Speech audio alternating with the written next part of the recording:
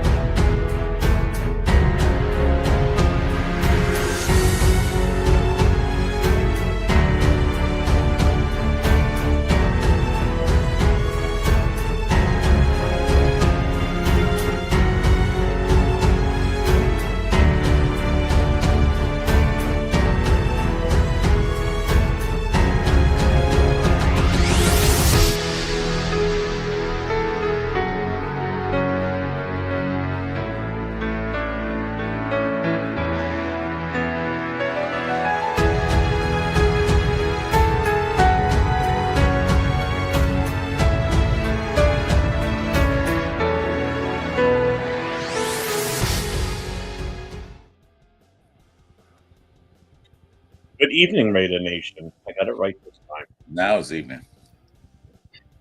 What's up, Chris? How we doing? All right, how you doing, brother? Um, Somewhat well rested, I guess.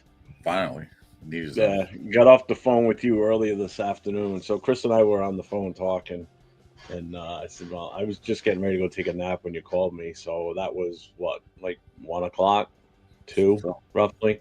around that Went time, in the man. house, shut the blinds in the bedroom, and made it as dark as possible, and boom, I woke up at 7 o'clock. So I've been up for an hour. Not Uh, me.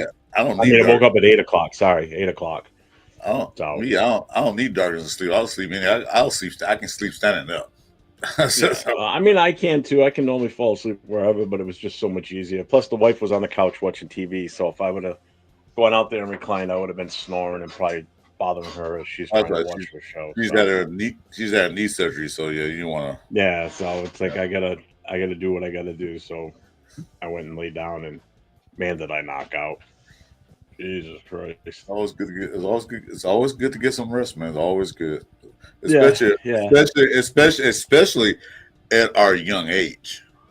yeah. Well, when you look, this is why I look so beautiful. I mean, I get my beauty rest, right? That's what I keep saying. I mean, Jeez. I don't look Besides, like a I don't besides look a me, day over 54.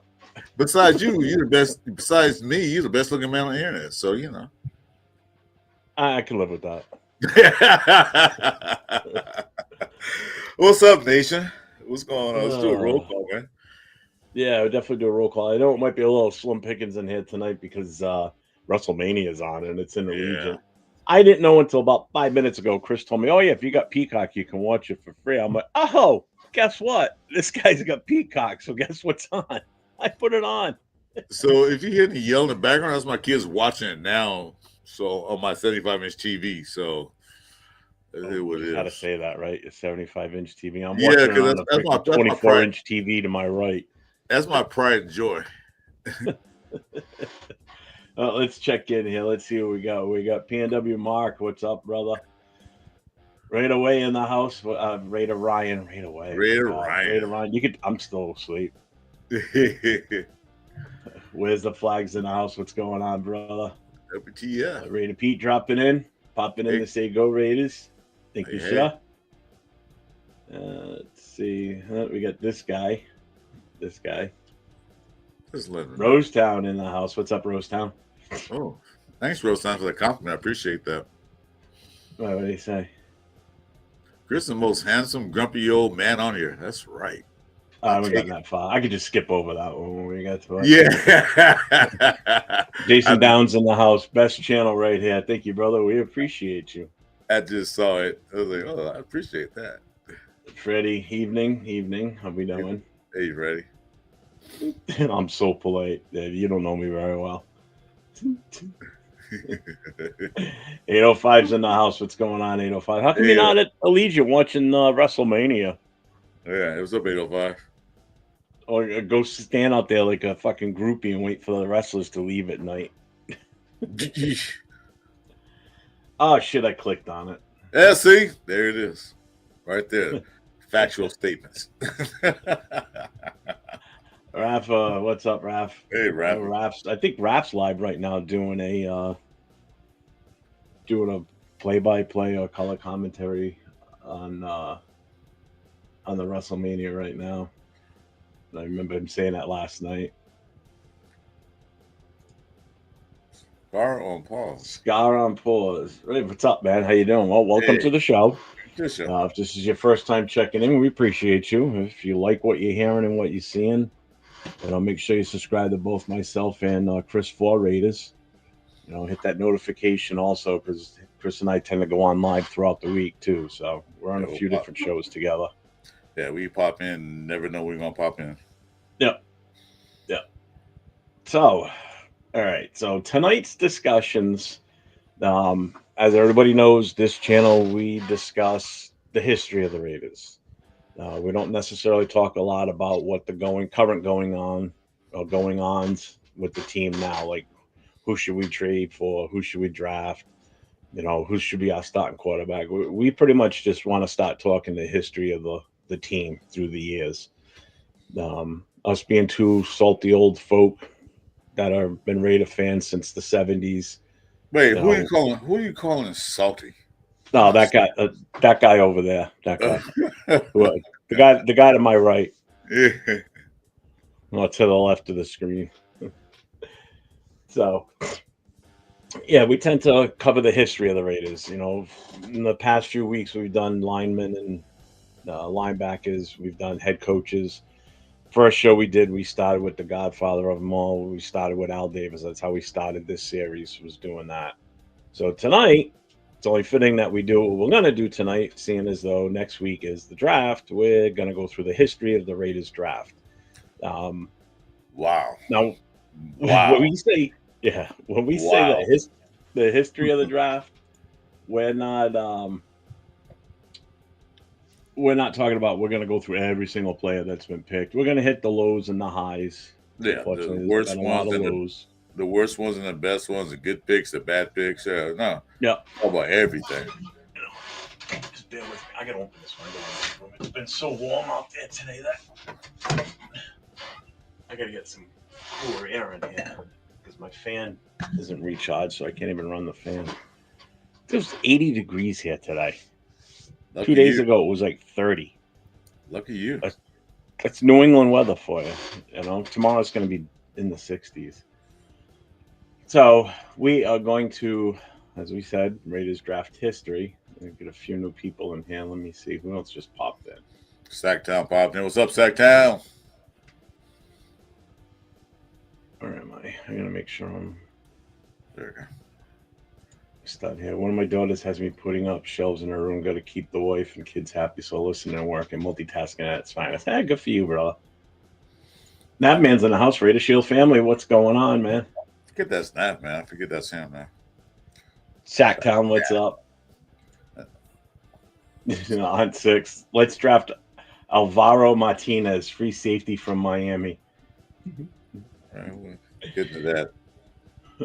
I jumped on AR's show this morning for like a few minutes, and then the wife came home and I had to help her in the house. And they put up a montage of Alvaro Martinez is who we should draft in the first round. So I'm sitting there watching this, and it's all clips of number 4. I think he was wearing 42 in Raiders uniform already. And then it's supposed to be on 6, being because that's his real name, saying, I'm the guy at the draft type of thing. I'm like, wait a minute, time out. I'm calling time out on this. Where in NFL rules does it say we can draft a player twice in the NFL? You're already showing clips of him playing in Raider gear. Now you want to draft him again this year in the draft. So I was like, what the fuck? That was funny. It was funny though. I mean, the fact that they've I got don't a know, whole maybe he get drafted by Raiders and he quit. I don't play football anymore. They come back and get drafted again. yeah, yeah. I guess. I don't know. There might be a loophole somewhere in there. No telling. Oh, I'm sure if there's a loophole, he's gonna find it. Edgar Sosa, what's up, brother? Hey, How you what's up, doing Sosa? today? So let's get into this. So let's do this. So we're gonna go all the way back to 1960.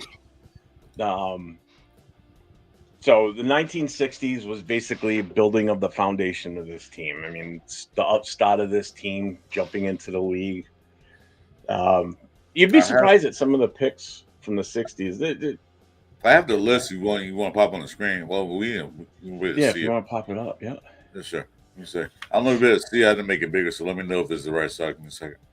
Okay. I was looking at doing my research. I looked at like, wow, we really picked him. Let's see. Let me know if it need to make it bigger. That looks like the chat. You highlighted the wrong thing.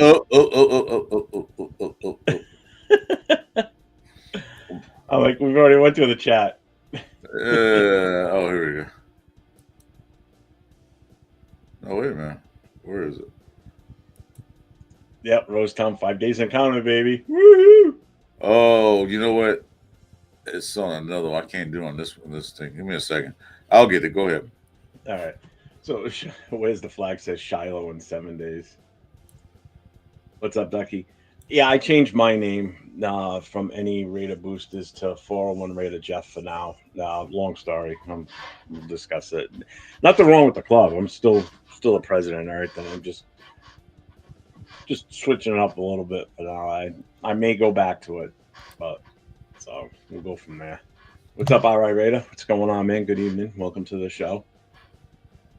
All right, where was I? Lost my track here. Okay. So, again, in the 1960s, it was basically building the foundation of this team, getting this team started. It's funny because I didn't know this until maybe a few years ago. Jim Otto was never drafted by us, right? Did you know that, Chris? Yeah. Yeah, I heard about that. He was an undrafted free agent. He was a basically, if you want to UDFA. put it that way. Yeah. So imagine here's a guy that was not drafted by any other team in 1960. We get him as an undrafted player, and look what he turned into. That's the type of eye for talent that the early years showed this team or showed the NFL that we're not here to just come and play football. We're here to make a statement. If you think about it, All right, there you go. So if you go to who their first pick ever was, it was an offensive lineman. You can pull it up. You can pull it now. You got it now? Yeah, I'm going to scroll out to 1960. Is that big enough? I'm going to make it smaller or what? Can you guys see that? Damn it. Is that big enough? I can't see it that well because my screen's a little different. If I was on my phone, I'd probably be able to see it a lot easier. What am I saying? Hey, chat, can you see that? Why, is he in the channel? Did he just show up?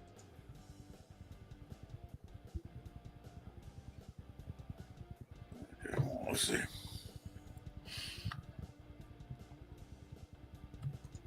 Rorschach, in 1960, I was not even a Twinkie in my dad's eye yet. He was only 10. Make it a little bigger. Thing is that we on this 10. Oh, there you go. That works. Is that better? Yeah. Okay. So this is 65. That's 65. We're going down 64. You can tell we guys really a well-oiled machine. Everything's organized, so there's hold up. Okay, here we go. There we go. 1960. NFL draft. All right, let's go through. I can't And see then anything. you did what was in the AFL. So this is it right here. I don't know how they arranged this. They made it kind of funny. That's That's that's not 60. 1960. Yeah, but you go 60, it doesn't even show anybody. Yeah, because they didn't really. They didn't have picks really. No, well, I mean they did, um, but the first ever draft pick for the 1960 was a gentleman named Dan Manokian. Manokian. He's a god out of Stanford. Um, that was the first pick ever for the Raiders. Uh-huh. Everybody always thinks that. I always thought for years that it was like, oh, it must have been Jim Otto. I mean, him being so great and everything. But again, nope. But You would see, be wrong. you see the 60 draft was an AFL draft. It wasn't an NFL draft. It was Hmm. AFL. It Yeah, wasn't scroll down. NFL Is it yet. not good? There's nothing below that. Nah, that's all they showed. I even looked for anything else, but that you had to go to AFL to see their draft picks. These are all AFL players. That's weird that it doesn't show that. But on 61 it shows everything, but not in 60. Yeah, Only I when don't. it I mean, again, a lot of the players weren't big back then either. You're right, Matt. He was only 205 pounds at center in this first year. A lot of these players, even if you go back in the Steelers and the Raiders in the 70s, I mean, the biggest guys on the field really were like Upshaw, Shell, Mean Joe Green. I mean, a lot of these other guys, these offensive. Look at Webster when he was their center. It wasn't a big dude. These guys weren't huge. Not like you see them now, where they're 300 plus 300 pounds. plus. You know, 6'4". I mean, a lot of these guys back then were pretty much like my size. They were like 6 feet even. A lot of them weighed under 300 pounds. I mean, I don't weigh 300. I weigh more than that, but you know what I mean? They weren't like these big, towering, massive statues like you have now in the NFL. So, but And as can run. time goes on, you know, the bodies change, the genetics and everything. So, yeah, so players change through the years. But back then, man, they weren't that big. Um, It wasn't so genetics. keeping it, It's the food that they eat now. It just makes them bigger. yeah, yeah. And the So workouts too. I mean, back then it was just bench press, squats, and curls. yeah, that's it. They weren't doing all this weird shit like that you see them doing now, unless you were an actual bodybuilder. They got that. That was that. They got that thing called a technician of bodybuilding. Yeah, Like that's a whole different. That's a right. whole different thing. Yeah. Yeah. So anyway, in the '60s, so Jim Otto wasn't drafted, but he was part of the '60s building block of this team. You know, um, '67 first round pick was, of course, the one, the only Gene Upshaw. You know, and the next year in '68 was Art Shell. So I mean that pretty much from '60 you had Jim Otto as your mainstay on the offensive line, up until '67 and '68 when the two real when you think of Raiders offensive line, the two guys that everybody thinks of came in within 2 years, within a year of each other. You know, Upshore in the first round of the '67 draft, Art Shell in '68 in the third round. Both became Hall of Famers. Actually, all three of them, if you think about it. So Otto too. You know, so you had in the '60s and into the '70s, and I think until 1980, you had Hall of Fame caliber offensive linemen on this team. You know, so Right. that's why you're not going to see us if you go through the actual draft history of the team from this, from '60 to '70. You You're not want going to see a lot of offensive linemen taken. because Because they, you see Gene Upshaw was the number one pick from the Raiders. yeah, The very first pick. yeah. Yeah. After that, that's way back when. A lot of these names you won't even remember. But then you go to 68, Well, that's why they said it hard wasn't. tell. Yeah, that's why they say the '60s weren't like a memorable draft. Like there weren't really a lot of. You can't say there were early busts in this team. Most of these draft picks hit. Yeah. And that was Al Davis in his prime when he was he was a football guru at that point. He knew his talent evaluation. But they now look at the '68 draft. Look at that. They got Ken Stabler, Howard Shell. Now remember, Ken Stabler was drafted, but he didn't start yet. He was somebody else start. So they already hit it right there. They already got 2 Hall of Famers in their draft right there in that year. So that's like I said, Al Davis hit out the park with his draft picks. Not everybody in the draft was all all that, but they were serviceable. They did what they had to do.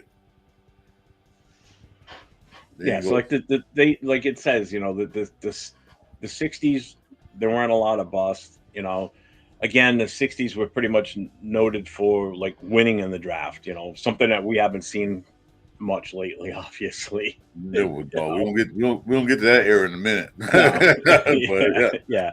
I mean, it just hasn't been the same, obviously. It's like every draft year. It's either with the Rares, they are hit or miss, hit, miss. It seems like a trend with them. Then sometimes it's a miss, hit. Like '69, they didn't draft anybody worth noting, worthy of a Hall of Fame or anything like that. Do you see anybody on the list that you recognize? I'm having a hard time seeing it. It's kind of still small. Yeah. It's not that it's small. It's pixelated a little bit. So like the words. Oh yeah, I see. Yeah, I see it right now. Yeah, it's not coming in clear, but that's fine. I mean, if I put my glasses, I probably could see my reading glasses, but I don't feel like putting them on. Hey, Art. Hey, what's up, Jason? But like I said, I wasn't a fan of the Raiders back then because I was only a young puppy. Yeah. Yeah, Matt. Definitely, the patience is not with NFL teams now. Not like it used to be, where you could draft the guys, as a potential project, and eventually would turn into something. You don't get that now as much anymore. Now it's what can you do for me now, and if you can't do anything for me now, see you later type of shit. It's like if you get picked in the first 3 rounds, you're supposed to be a starter. That's what they're saying. Yeah. Especially you get picked in the first round, you got to be a starter. But back in those days, they didn't actually start because Kent State was drafted number 3. He didn't start for a few years. Yeah, and became. I think that was just a victim of who was in front of him. That was the problem. It wasn't the fact that he wasn't good. It's just that's the team was so well run and such a well-oiled machine during those times that how do you bench the guy that's getting it done for you with the the team that you put around him and replace him with an unknown basic. Well, not an unknown. I mean, he was known in the not days in NFL. You got a 2-year starter. You draft a quarterback at number 1. The 2-year starter's out. The number 1 quarterback's in. That's how the NFL is working right now. Yeah, and you're right too. Already back then, the drafts were long, man. They were like 12 rounds in some cases. Like if you go even further back, they were even longer back then. Well, see, look how many picks the Raiders got in the '70s. 17 picks. That's unheard of. 17 picks in '71. So that's unheard of. So in the '70s was really what they consider the dynasty era, you would say. Again, it wasn't a lot of bad picks in that '70s era. I mean, you just look at some of the notables that came out of the '70s. '72, you had Cliff Branch, 4th rounder. Right up Al Davis's. Well, don't skip '71. '71, you got Jack Tatum and Villa Piano. Well, I've got a list, and I'm just going through the list. Oh, okay. I'm sorry. He's on there. Yeah. So in '72, you had 4th round pick Cliff Branch. Again, think about that. 4th round pick, this guy came in, and look what he turned into. Hall of Famer again. Yeah. He was one of those guys that Al Davis loved, the speed. He loved the speed. Good night. Good night, guys. Good night. He loved the speed. The guy was fast as hell. Ted Hendricks was a trade, through the draft, but he does still come into that draft era of the '70s. And then your boy, Jack Tatum, 1971, 1st rounder. Everybody knows him as the assassin, obviously.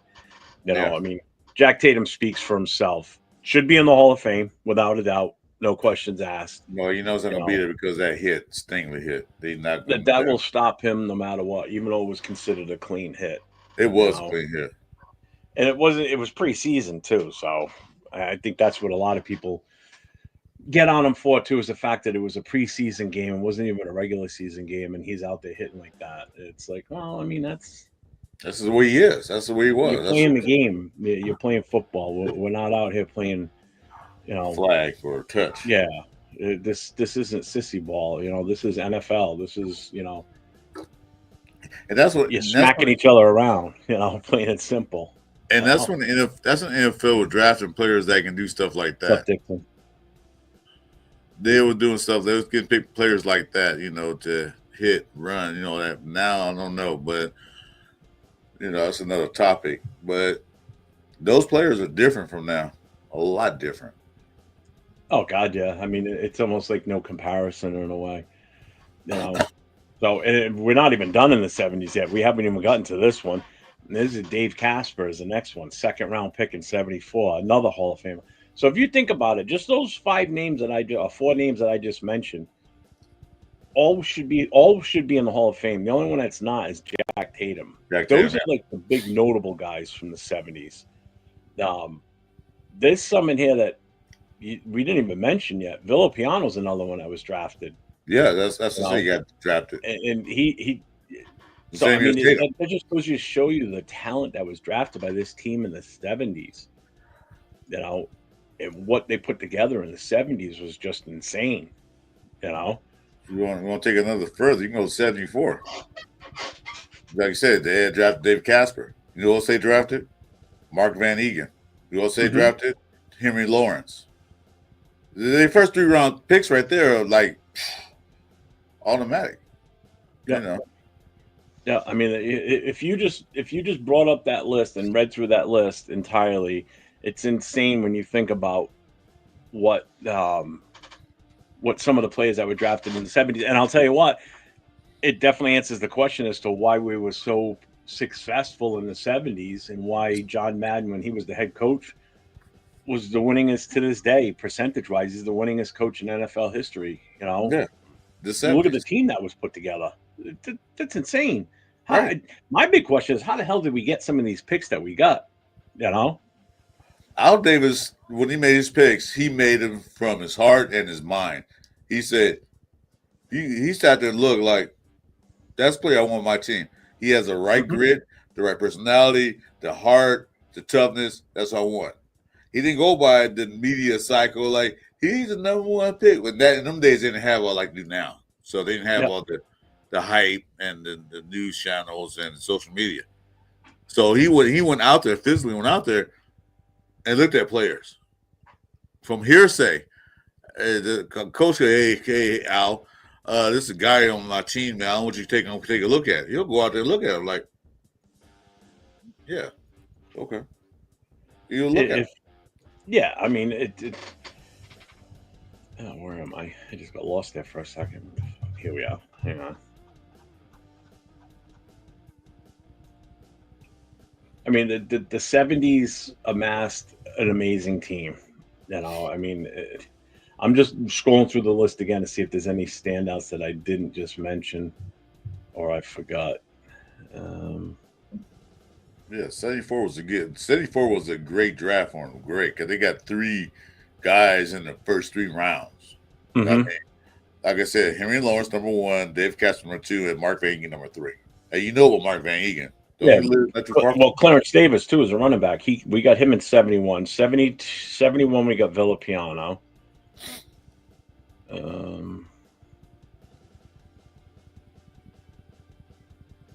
Also, don't forget in the '60s, what's his name was drafted too, quarterback, Tom Flores.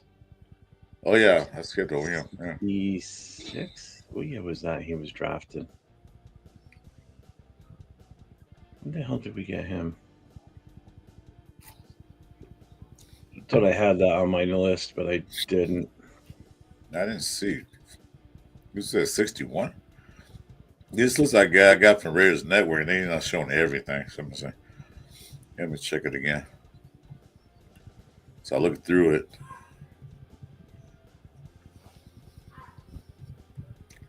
Uh,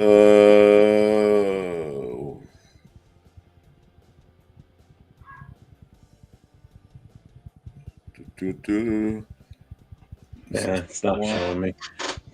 62. See, in them days they had 34 picks. Yeah. So if we go, all right, so it's 70. What did I just finish off? 71, 72. Yeah, 72. Dave Dalby, center, a longtime center for the team after Jim Otter retired. So he sat there for a while. John Vella was a second round pick in that year in 72, same year that Cliff Branch came out.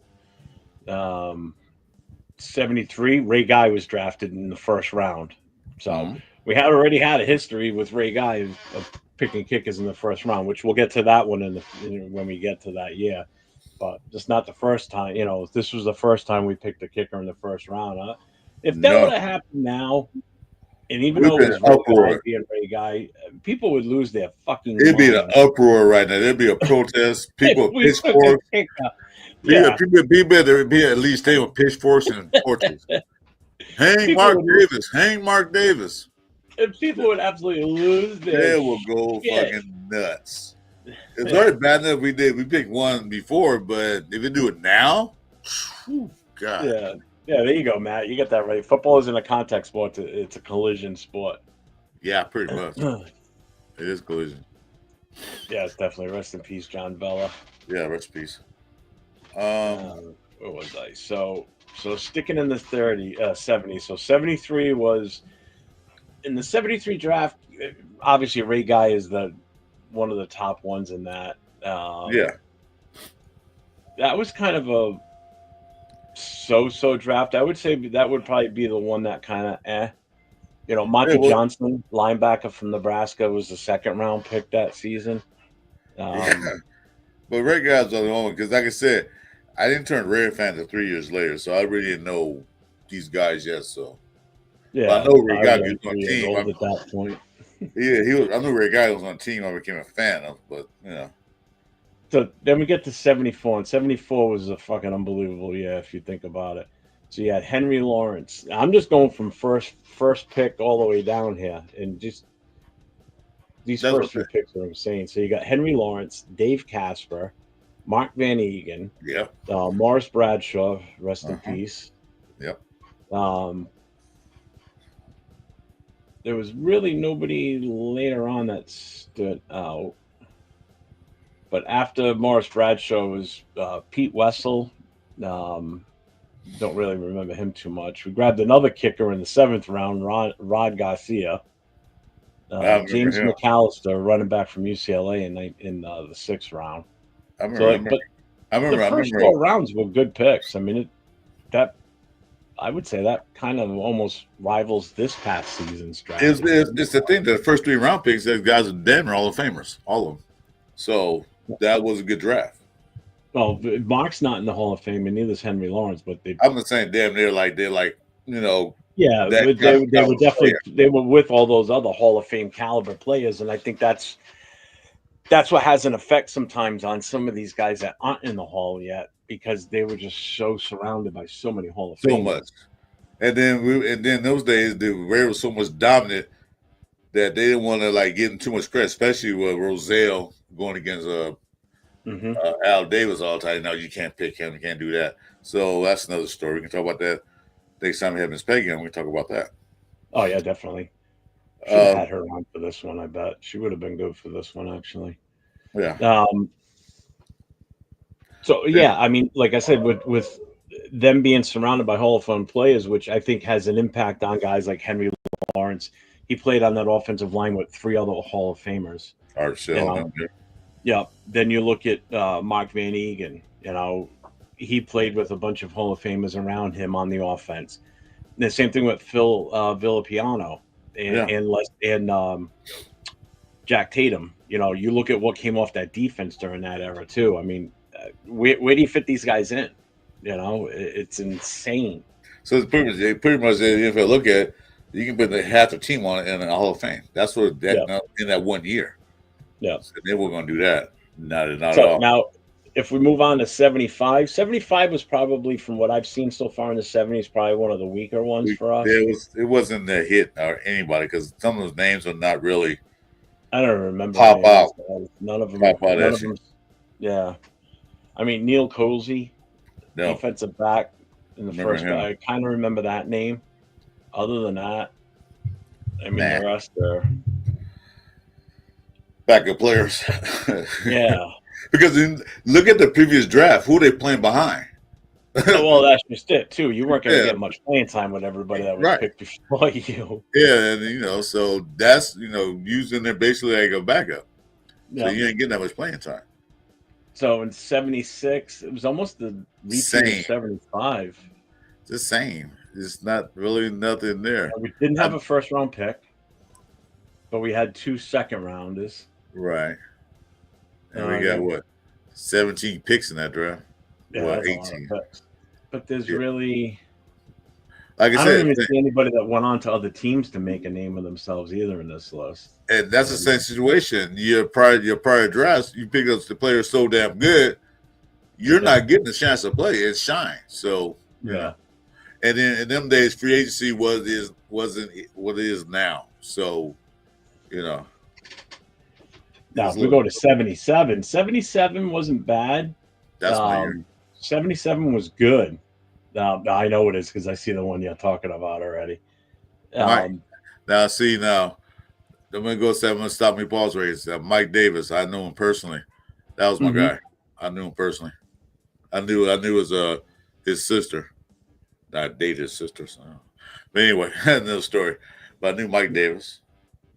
So you got Mike Davis in the second round. Again, another season with no first round pick. I didn't date Mike. I didn't date Mike Davis. Since I just say I wish I would have. Anyway, Lester Hayes. There's a few good names on here that people will remember. So obviously Lester Hayes is the first one that comes to mind. Rod Martin at 12A.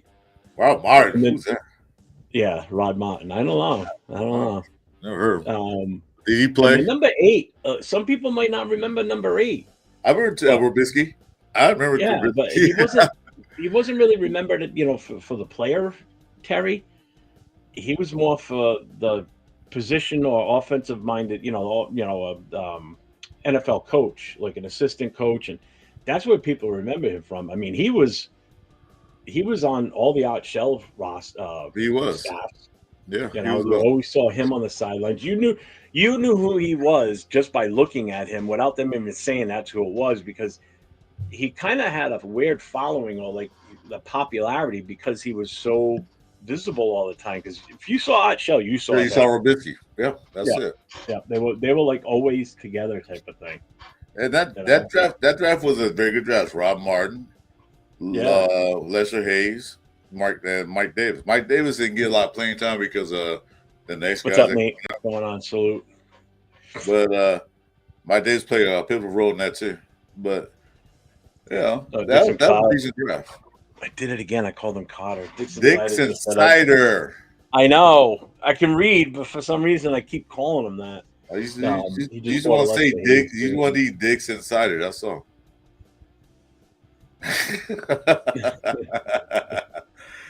Hey, Ready Pete, what's up? What's up? So we were. That was a good pick draft. That was. See, that's the kind of draft picks we had one recently, but we need stuff like that again. But anyway, let's move on. Yeah, I mean, one thing they do know is the fact that in the 70s we had some bad picks. We did. There were some misses in the later rounds, but there were no big first rounder swing and misses. Or first round disasters. Again, it was still a dominating team. They dominated in the draft also for the most part. Look at some of the players they picked up in the 70s. I mean, that was the building block for the next 2 Super Bowls after the 76 Super Bowl, what they drafted in the 70s. The draft built, obviously, the 76 Super Bowl team. There's no two ways about that. But you look at, like you said, they look at the previous draft that they had before 2 years before that. Those guys were still starting. So they draft the same type of same position, then draft. The guy missed. Well, it's not a big loss because they weren't desperate. We were got 3 DBs as Denver Hall of Famers. We were drafting their And it DB, was still, and you yeah, don't play. and the You don't guys, play, so it's not like yeah, oh, it's a bust. No, not really, because he's yeah, not and the good. guys that were still starting were young enough too. Yeah, So it wasn't like, oh shit, we got to replace this guy. They were right. all still only like 2 or 3 years in the league. So if a draft pick didn't pan out, it's like, okay, well, we're sticking with the old guy, even though old for them at that point was 3 or 4 years in the league, which was nothing. Nothing. You Yeah. know. So even if you go up to the 78 draft, this is another swing and miss season or Yeah. draft We where didn't have a there's first not round a pick lot either. in here that goes ooh. We didn't have a first round pick that I mean, draft. I don't know. yeah, another year with no first round pick. I mean, I'm just whipping through this list real quick from that draft, and I don't Uh, see anybody in there that even closely remember. nah. Maybe Derek Jensen. I don't know that. Dave Yeah. Browning, maybe too. Maybe the first 2 picks might be somebody I remember much, but not too many. Well, Dave You just was know, big, but he can't get no playing time because of Kenny King, so he couldn't get no playing time anyway. yeah. And then 79, same thing again, man. No, yeah. And now remember, You know, that's after they won Super Bowl, so they were buy at the bottom of the barrel on well, pick. yeah, we were picking last for the most part. Yeah. And plus, don't forget too, we're also even when we weren't in the Super Bowl, we were still in the AFC Championship for the most part. So we always had one of the last picks in the first. And that's the other thing. We had no first round to pick again in '79. So our Yeah. first pick was in the second round. That would have put us around pick 40 or so. So first round went by, no pick. So you had no shot at who was coming out that year in the All right. top. Second round, you're already picking later in the second round. So you're getting table scraps then.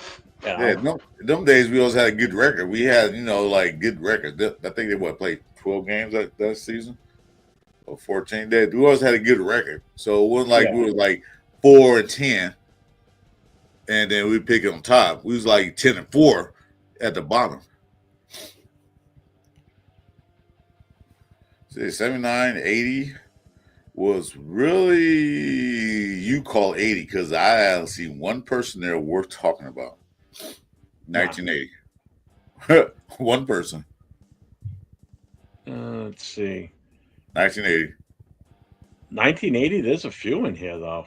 No, I see one person worth talking about. There's a couple guys in there, but one person that was worth talking about? Yeah, I get it. Yeah. Now, there's a couple guys that did some service, but well, one person. So now we're in the 80s. So the 80s were again another era of good picks, but this was more of like a roller coaster where we had good years, bad years, good year, bad year, good year, bad year. As far as draft picks goes, This was on the apex of the roller coaster, like right there on the top. We still got some good gut picks, but we about ready to go down here. But we see what happened in '81. What happened? Yeah. But yeah, only person we're talking about is Matt Millen. I mean, Mark Wilson was not a quarterback for me. No, I know that's the worst part. So the 80s brought you guys like Marcus Allen, ended up being Super Bowl MVP. Selected him in the first round in '82, Hall of Famer. Howie Long, selected in the second round in '81, another Hall of Famer. '88 brought us Tim Brown, first round pick, another Hall of Famer. So we had our fair share of good players, and there's more yet. We're going to get to more, but those are like the 3 mainstays from the '80s, I would say. Can you pick anybody else above those 3? Let's see. Howie Long. You can say some names that are here that were impact players, but not really like the top notch. Not to their caliber. Yeah. I see. Because the 81, 82 class was pretty decent. Yeah. So in the '80s, I mean, you had some bad picks. You know, Bob Bukowski, Who? 1986, first round, absolute bust. Ethan Horton, another one, tight end, flamed out quickly. You know, 1985, another first round, done. You know, no, wait a minute, he wasn't a tight end, was he? Who? Ethan Horton. Yeah. What position was he? Fuck, why am I drawing a blank on what he played? Ethan Horton? What year did he drive? I don't even remember that name. You don't remember Ethan Horton? Oh, I definitely remember Ethan Horton. I That didn't play must him. not be an impact player because I sure the hell don't remember his name. All right. He must have do crap because I definitely don't remember his name. Ethan Horton. Horton, here's a who. You sure? You talk about the Raiders?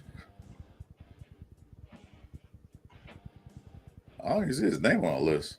I don't. Are you sure? You sure want to walk on? You know how college had those walk on players? This thing was 85. I don't see him. Yeah, I don't see no Ethan Horton. Who you talking about? I remember Ethan Horton though. I don't remember that name being drafted, or I don't even remember seeing him on the field. So just to let you know. You sure? I'll say you sure he's not a walk on? Where the fuck did that name come from? Why is this on this list? You read too many Dr. Seuss books. Horton here's a who. Horton was running back with the Chiefs and the Raiders converted to a tight end. So he wasn't drafted by us. He was drafted by the Chiefs. I think we got him as a. Yeah, they came through us. They made him a tight end. He wasn't drafted by us at all. Yeah, I think we got him in a trade that year, is what it is. In the draft. So that was considered a draft trade. All right, that's why he's not showing up on the actual draft board. All right, yeah, that's what it was. All right. Oh, Jesus Christ! I knew he was in there. I just. Yeah, I didn't know Horton. I'm going through the chat trying to catch up with that. Okay. I've been flipping back and forth from like 4 different screens, trying to make sure I keep everything in order. Rated 24 Nation, what's up, brother? Welcome. 80s when Roselle in the NFL blocked some of Val's picks. Oh yeah, that would have been it. Yeah, he did. Him and Al had a big time argument. They didn't like each other. Down Elway. What?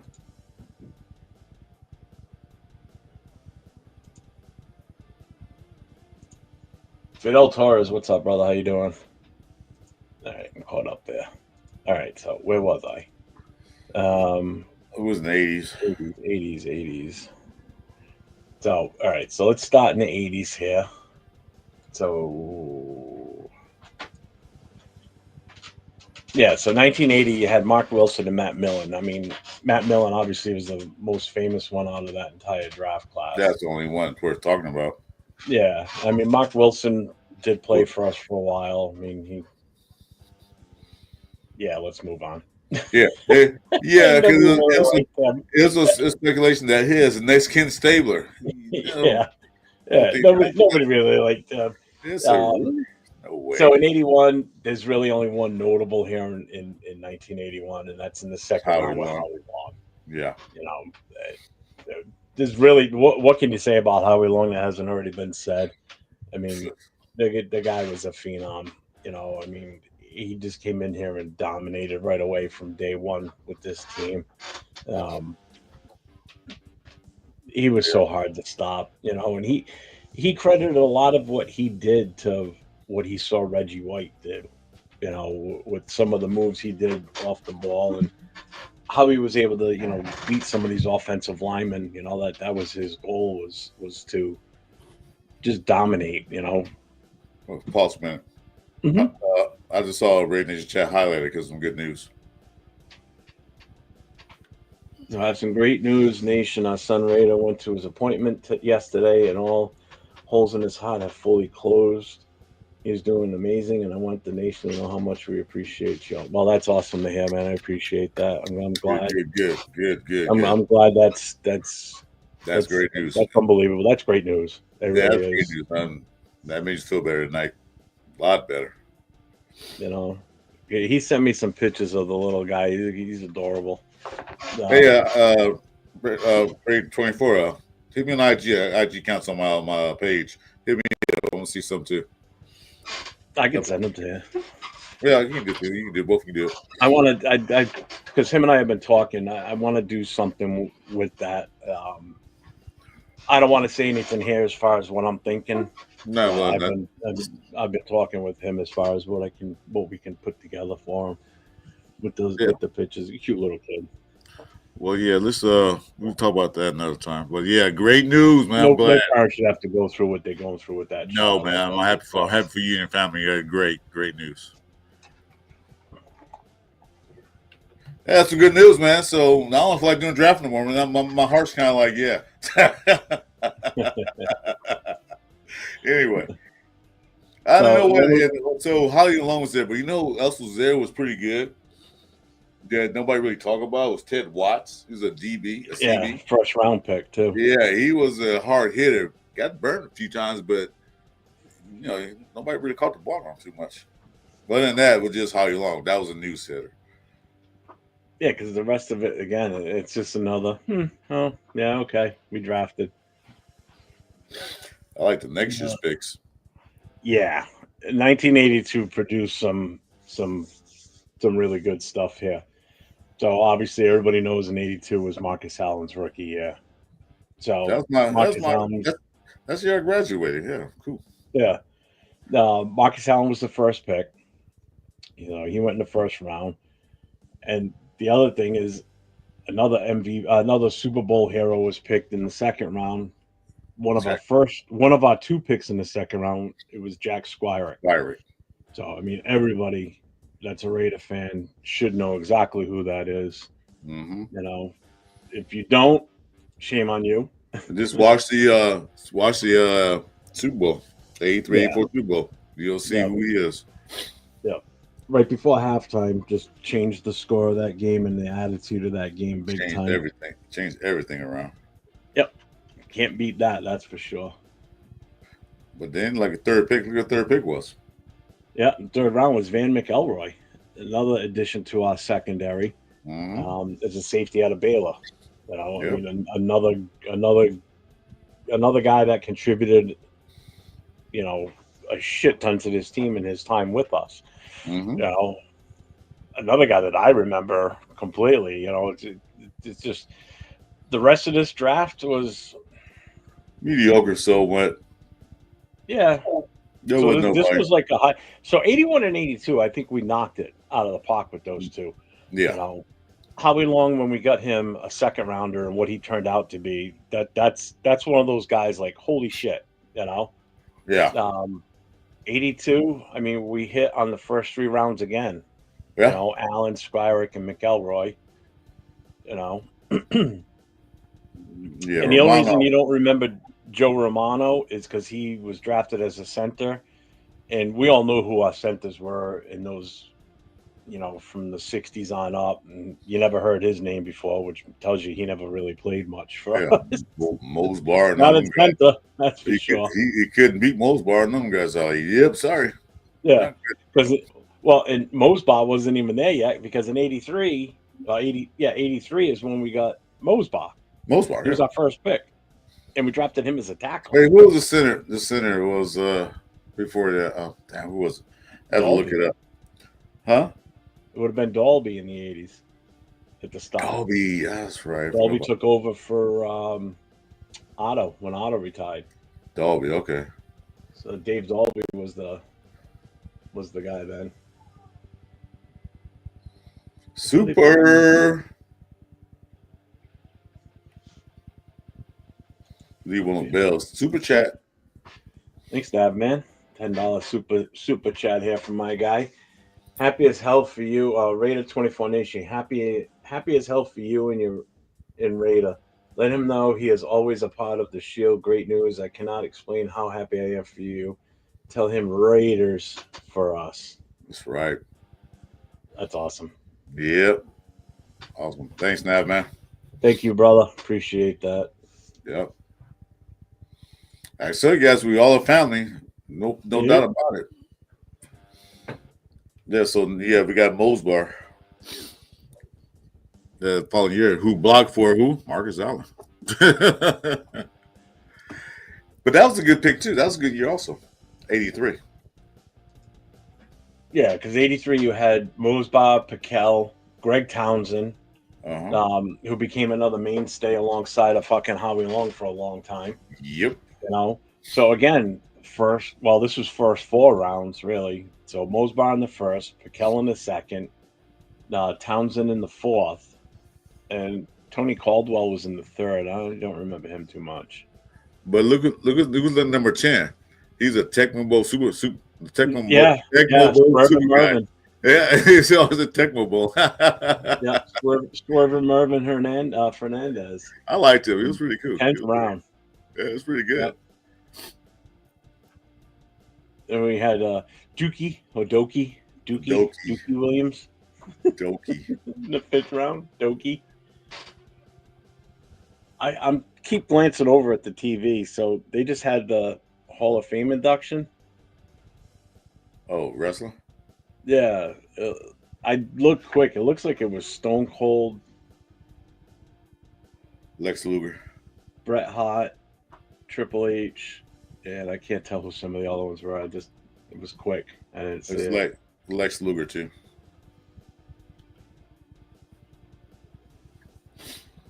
One of those old WWF guys. Yeah. Let's see. Yeah, you're right, because that's the 83 draft was the Marino draft. So It sure was. I mean, you can't really. I mean, yeah, could we be pissed that we didn't draft Marino instead? Yeah. Yeah.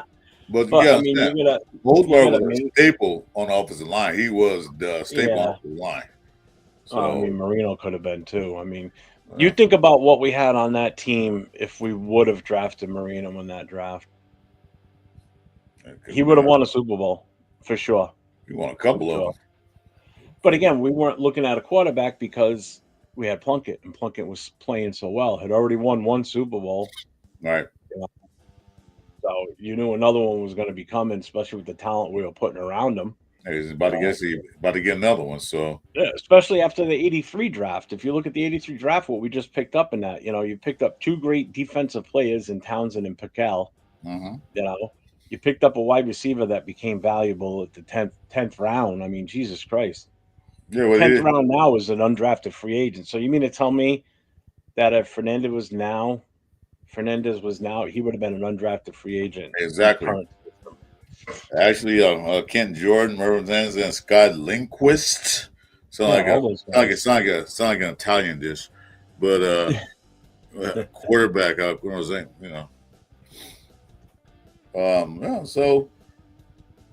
So now we move on to 84, and you can see how the defense was being built. If you pay attention, you can really tell how the defense was built through these years now, because you already had Howie Long. You bring in Piquel. You bring in Townsend. Now in 84, you add Sean Jones to the tackle position. So you can see how the defense was being increased to the point where now you can see why our defense was so dominant over such a great offensive team like the Redskins. We weren't projected to win that game. We weren't supposed to be there. No, it was supposed to be Seattle Seahawks. Who was the AFC? Who was the AFC West at the time? It was supposed to be them because they beat us twice that year, but we beat in a championship game. So we weren't supposed to be there. Seattle Seahawks were. But yeah, I mean, we just everything just worked out for us big time, and that's a team, the Redskins, that beat us during the regular season. Yeah, both teams did. A lot of people were thinking, "Oh, we're going to lose again to them," and it just came off with a Super Bowl win against the Dolphins. Yeah. and around them. So Yes. we lost to the Redskins in the season, and we lost to the Seattle Seahawks twice in that season. So both Hmm. teams beat us. We weren't supposed to win. We were supposed to be there, supposed to win, but we did. And if I'm not mistaken, I think the year that I think '84 was the year that Darrell Green was drafted. I think, or I was it '83? So on top of that, they also picked up Darrell Green after their Super Bowl. So they only got better. By yeah, adding that speed. I mean, everybody knows Darrell Green. I mean, no, Jesus fast. Christ. He was a fast man in the NFL at one point. Yeah. So if you look at the rest of the '84 draft, I mean, Jones was definitely the top dog out of that. Again, no first round of that year.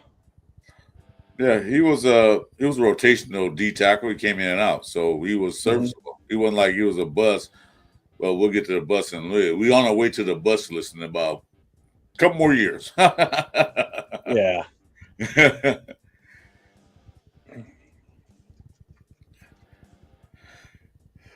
Yeah, almost there. Why? This is what I want to say.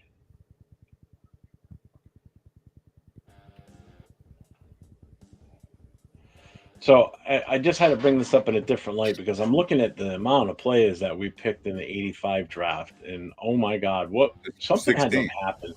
16, wasn't it? Yeah. 12, 13, 14, 15, Yeah, 16, 17. 17 there players. had there had to be some compensatory picks in there. 26. I'm just Oh, looking to see why we had so many picks because that's amazing. That drives me one, nuts why we got so many. 2, 3, 4, 5. We got 5 extra picks in that draft. I Wow. know. And to be honest with you, I mean, yeah, we scored a lot in this draft if you look at it. So 1985, we had, would you say, 17? 17. 17 picks. Okay. I don't know why we had so many picks. I don't even remember I think that. we traded Sean Jones to Oilers for a first round pick. Yeah, it doesn't tell me that. Yeah, he did go. He did. We did trade. I remember that. So in '85, first round, we had Jesse Hester, wide receiver. Yeah, it was all right. Then we didn't have a second round pick. We had two third rounders. So the first pick in the third round, we took Tim Moffitt, wide receiver. Uh, Stephon Adams in the third round. very much. Pretty much Nobody it. really there. Rusty I mean, Hilger. Rusty Hilger, I remember him. Um, really, the only one that really sticks out to me is the 10th round pick, the first pick in the 10th round, Reggie McKenzie. Oh, the old GM. Yeah, that's about it. Yeah, he's like the only one that really. Yeah, we had 17 picks and nobody really scored. We didn't get hit on any of them. No, well, Jesse Hester was there for a little bit. Yeah, he was serviceable. He wasn't like First round pick. I mean, he wasn't like. some of these had to be compensatory picks or something. It's not giving me a breakdown as to why we had so many. I can't see. Don't show me on mine.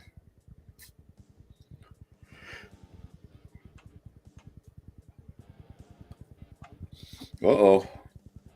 James Purple's on his break. Hey, what's up, James? Break time. What's up, James? What's going on? Raiders.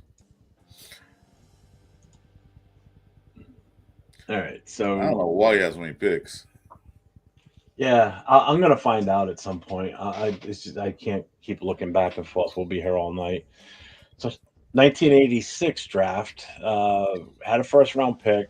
This is the one that we were talking about was a complete bust. Was this guy the defense? Oh, that guy. Yeah. Bukowski. Yeah. That's how much people even remember. It's like, who the fuck was that guy? I didn't know you How told me. long he lasted. And he said his name. I'm like, who? Who's that? Yeah. Yeah, a couple of good picks in there. It definitely wasn't a highlight for us. I'm sure that's for sure. Now, keep in mind, this also was the Bo Jackson draft this year. Okay, this is the year that he actually physically came out in college. Was 86, but we didn't get him. No, Everybody, we'll get into that because that's going to come up in the next one. Um, but he was he was picked by technically some. 1986 first round pick, but it wasn't by us. He was picked by some other team, and he didn't want to play for that team. Yeah. Yeah, we'll talk about that when we get to the next pick. But we got Napoleon McCollum out there. He was a good running back. Yeah, this was a good draft overall if you look at it, just for that fact right there. Um, we got a running back that was with us for a while. Yeah, I liked him. I really did. I thought he was one of my favorites back in that era. yeah, he was Um, mine too. I really did like him. It's just unfortunate what happened to him Yeah, in that game. I mean, I to this day have not seen a knee injury as gruesome as it's that it, one. yeah, it's still a picture in my Um, mind. I saw it live. It's like still in my mind picture, like yeah, I'm sure seeing it live would be different, but when you're home and watching on TV and they replayed it on TV a lot. a couple of times, but then they stopped. Yeah, Nowadays they won't even show that shit. yeah. They play it like at three different angles, and like Jesus. Yeah, now they won't even show it. They'll, No, if it's that gruesome, they'll say, it's too gruesome for us to replay it, so we're not going to do that. you know how bad it was that Norton Jr. was like lay on top of him and say Ken Norton Jr. didn't Yeah, even Ken move. Norton's over there He waving said, to "Yeah, waving to I'm not people or moving. whatever, He come here now. telling the trainers, "Get your fucking ass out here." So it's I'm not unfortunate moving." his career was cut short with us because I think he really could have been something. Oh, he was good. I Um, liked him. he was. It sucks to go out that way. It just blows. Yeah, So who else was in that draft? Really? nobody really. No, pretty much just him and then that bust. But what made that draft in '86 so exciting was the fact that technically it was Bo Jackson's draft. But That in was '87, this is where we scored. So in '87, um, this is where we got Bruce Wilkinson, mm-hmm, Steve Smith. mm-hmm. Steve Berline was okay for us. It Wasn't was like great. he okay. Let me back on that. You know, Steve Berline remind me of, or AOC reminds me of Steve Berline, a good backup, good quarterback. That he's come in, he can do what he need to do to the upper Yeah, end back. That's Steve Berline remind me of. yeah, Kind of I, like I, I, similarity. I could see that. Yeah. So that was our first four rounds. One, two, three, four was John Clay tackle, Bruce Wilkinson tackle, Steve Smith running back, Berline quarterback, and then in the seventh round is when we got Bo Jackson. We didn't get five or Um, six. huh? I said we didn't get five or six. I don't know what happened in that No, draft. no, but we ended up scoring Bo Jackson because it was a supplemental pick. I think it was. Yeah, because Um, I forget who drafted him, but he said he didn't want to play for that team. So he yeah, said, I it already was played Tampa Bay. baseball. Tampa Bay took him with the first pick. Yeah, he said, no, I'm going to go play baseball for the Royals, I think it was. I'll go Hmm. play baseball. I'm not going to play for this team. And he did. Yeah, Then the Bears picked him up. I'll say, yeah, come over here. and it was one of the best moves we made until obviously he got hurt. Yeah, that's Cincinnati game. Thanks so long. So, So, since he did not sign with any team by the '87 draft, Bo Jackson's rights were forfeited by Tampa, and his name was thrown back into the draft. Tampa, okay, yeah. The Raiders selected Jackson in the seventh round with the 183rd pick overall.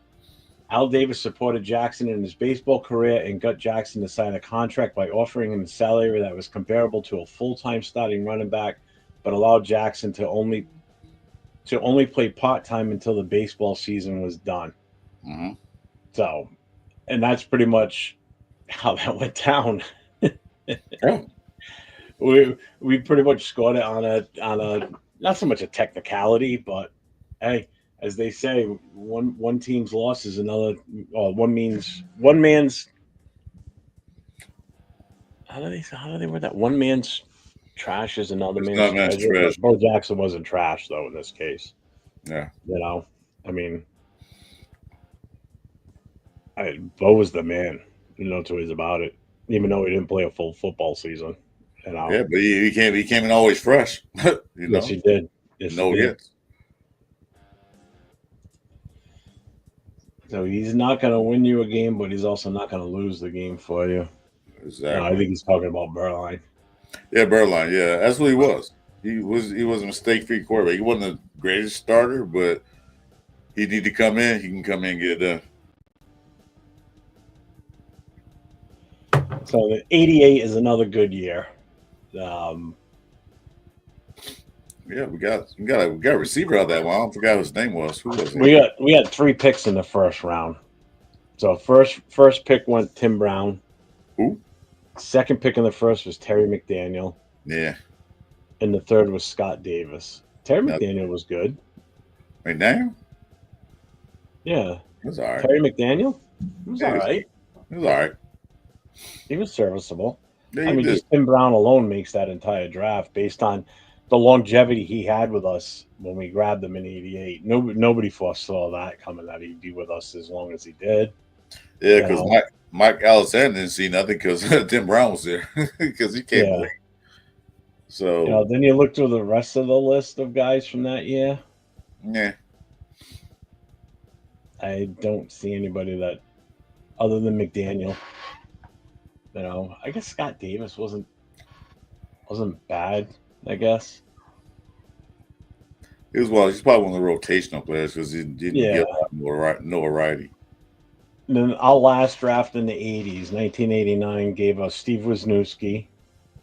Wait a minute, Raider Shield family says Tim Brown was okay. Yeah, okay.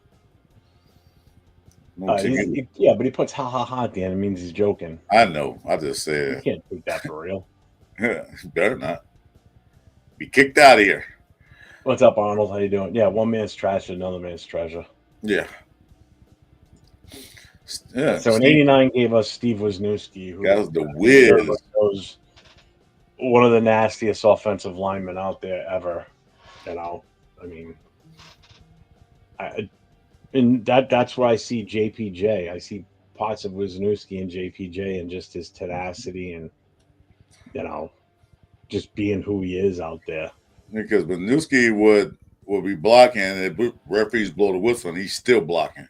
Yeah. He'd drive you all the way to the end zone if he could. He didn't give a shit. What was that movie that came out, Blindside, when homeboy, you ever seen the Blindside? Takes the guy out. They always did that. It was time for him to go home. Yeah, you got here. That's where Wisniewski played, the Wiz. That's where he played. Yeah. So now we're on to the 1990s now. And so this is where the team starts to kind of go downhill. Yeah, this is when it starts. That's when starting that roller coaster, like. Yeah. Well, this is pretty much just skating down the hill now. We still had some good picks. There's no two ways about it. I mean, the top two that come to mind are Napoleon Kaufman in '95, first round, solid. Charles Woodson in '98, first round, another Hall of Famer. Uh-huh. In the '90s, Tim Brown was still being Tim Brown for us. So I mean, that never changed. No. Then you look at the bad picks that we had.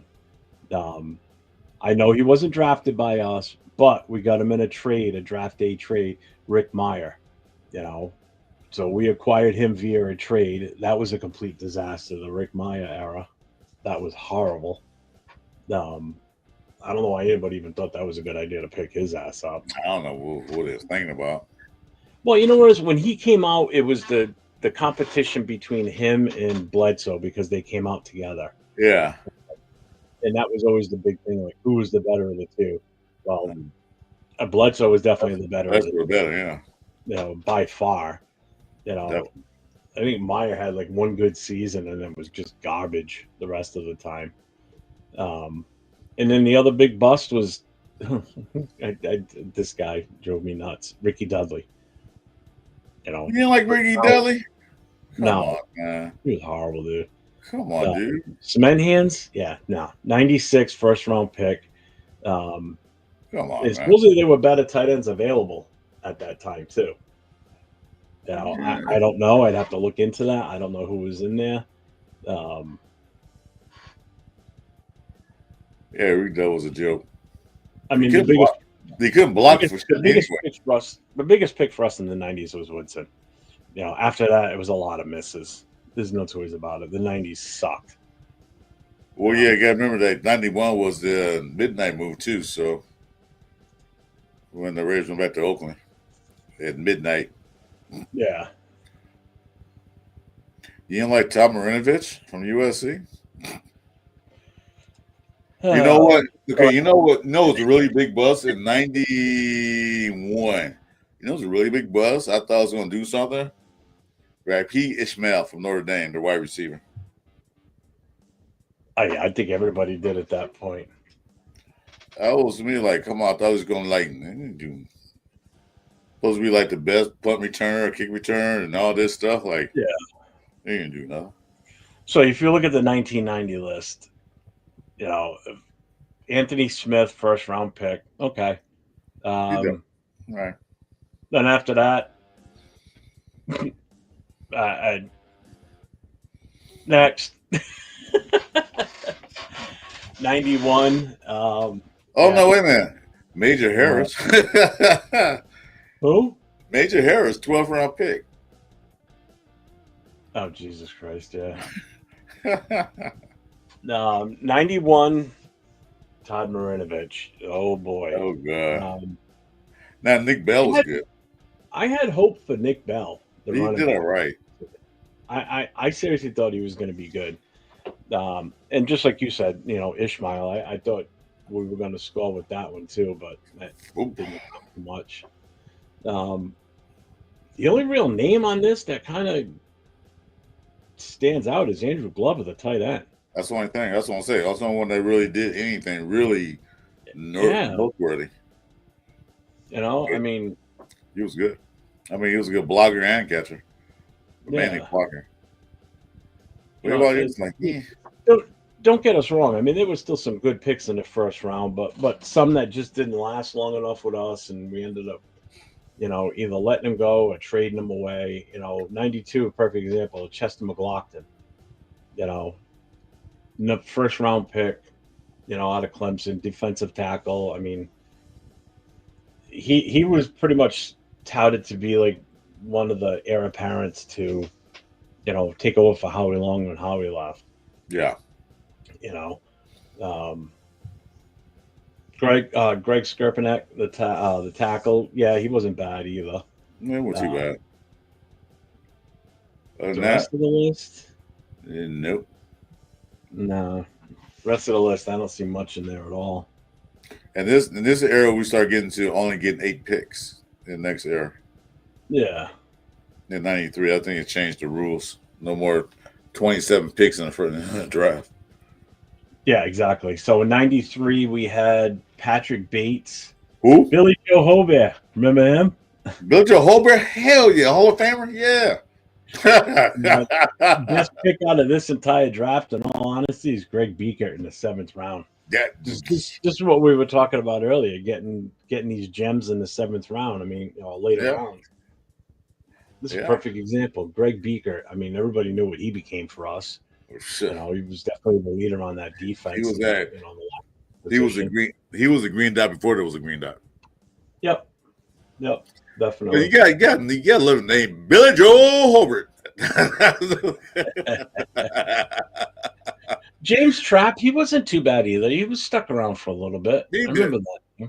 He played a lot. He played a lot of nickel when they had put up 4 receivers in. He played a lot of that, but he wasn't too bad.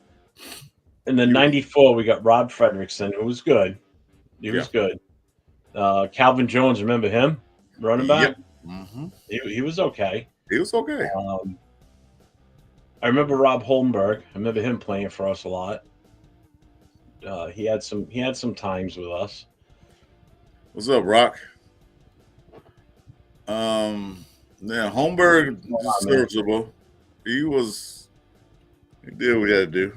He did a lot of special team stuff, but yeah, he did all right. Mm-hmm. Yeah, 95. See, 95, Napoleon Kaufman. And we had There's some good ones out of this one, I think. We had 2, maybe 3 good picks out of this draft. Yeah, I would say that. Napoleon Kaufman, definitely first round. Barrett Robbins, who ended up taking over at center for a few years until, his issue with the Super Bowl. Breakdown. Take away that one situation, and he was a solid center. Well, yeah, he was one of the top centers in the league, big time. I mean, he was phenomenal. Joe Asker was here for a minute. He was here for a while. Morton was okay. Morton was okay too. He was a good linebacker. Mike Morton, linebacker. Yep. Yeah, then it falls off after that. Yeah, as it usually does. Although Eli Herring, that name sounds familiar. He might have been with us for a little bit. And then we go on to 96. Good old Ricky Dudley. Our favorite. First round bust, Ohio State. Kind of made up for it with the next couple of picks, though. Lance Johnstone was a good pick for us. He played well while he was here. Leroy Glover, I remember him for sure. Run stopper, he's a run stopper galore, dude. You cannot run against that dude. Hey, no, you're not going anywhere, son. Yep. And then in 97, you had Darrell Russell come in as our first round pick. That's the rest in peace. I remember Adam Trejo. I remember him. He's good. Calvin Branch. Grady Jackson, I remember for sure. Yeah. So he's another one that stuck around for a while. Levitt, I think Levitt made the roster that year. I don't remember Levitt. Really it's another name that sticks for some reason. The 98, 98 is just the first pick in the first round for us. I mean, that just says it all right there. That was one of the best picks. Yeah, Charles Woodson. Yeah. And even this draft wasn't that bad. If you this look draft was actually, I'm looking at this draft was actually pretty good. Look at the Mo Collins. Good. Yeah, Mo Collins at tackle in the first round, second pick in the first round for us. John Ritchie, running back, fullback in the third. Yeah. And then in the fifth round, Jeremy Brigham, the tight end. Tight end, yeah. So this wasn't a bad draft class. I even remember Travion Smith.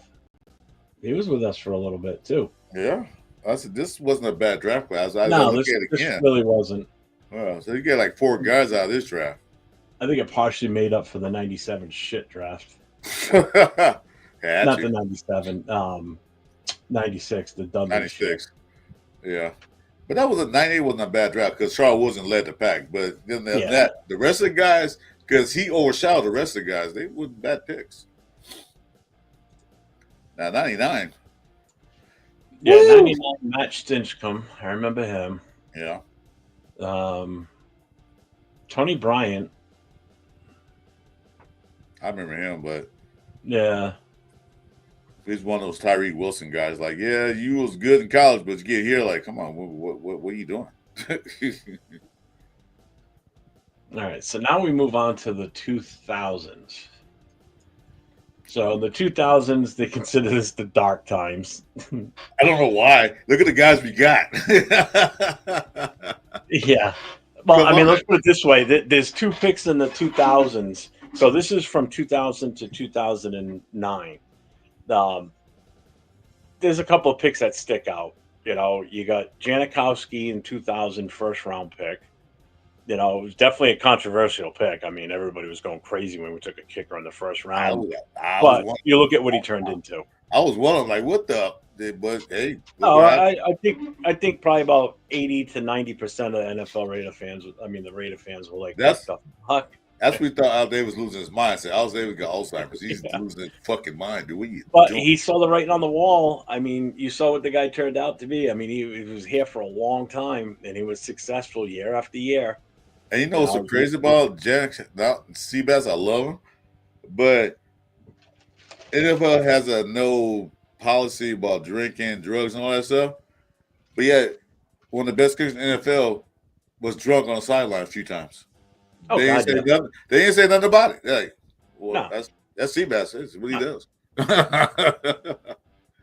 And in that same draft, in the 2000 draft, in the fifth round, we turn around and get Shane Leckler. Shane So Leckler. we took the 2000 draft and we grabbed two kickers, one in the first round, one in the fifth. Two kickers. But look how they turned out. Yeah. You know, they were both here for a long time. They were both extremely successful. You know, Janikowski was like automatic every time he'd step on the field. He was going to do it for us. Well, even drunk on the dirt, he did. Yeah, yeah. Well, Porter wasn't a bad pickup. He was all right. He was serviceable. He had to play next to Tim No. Brown, so he didn't get much credit playing next to Tim Brown.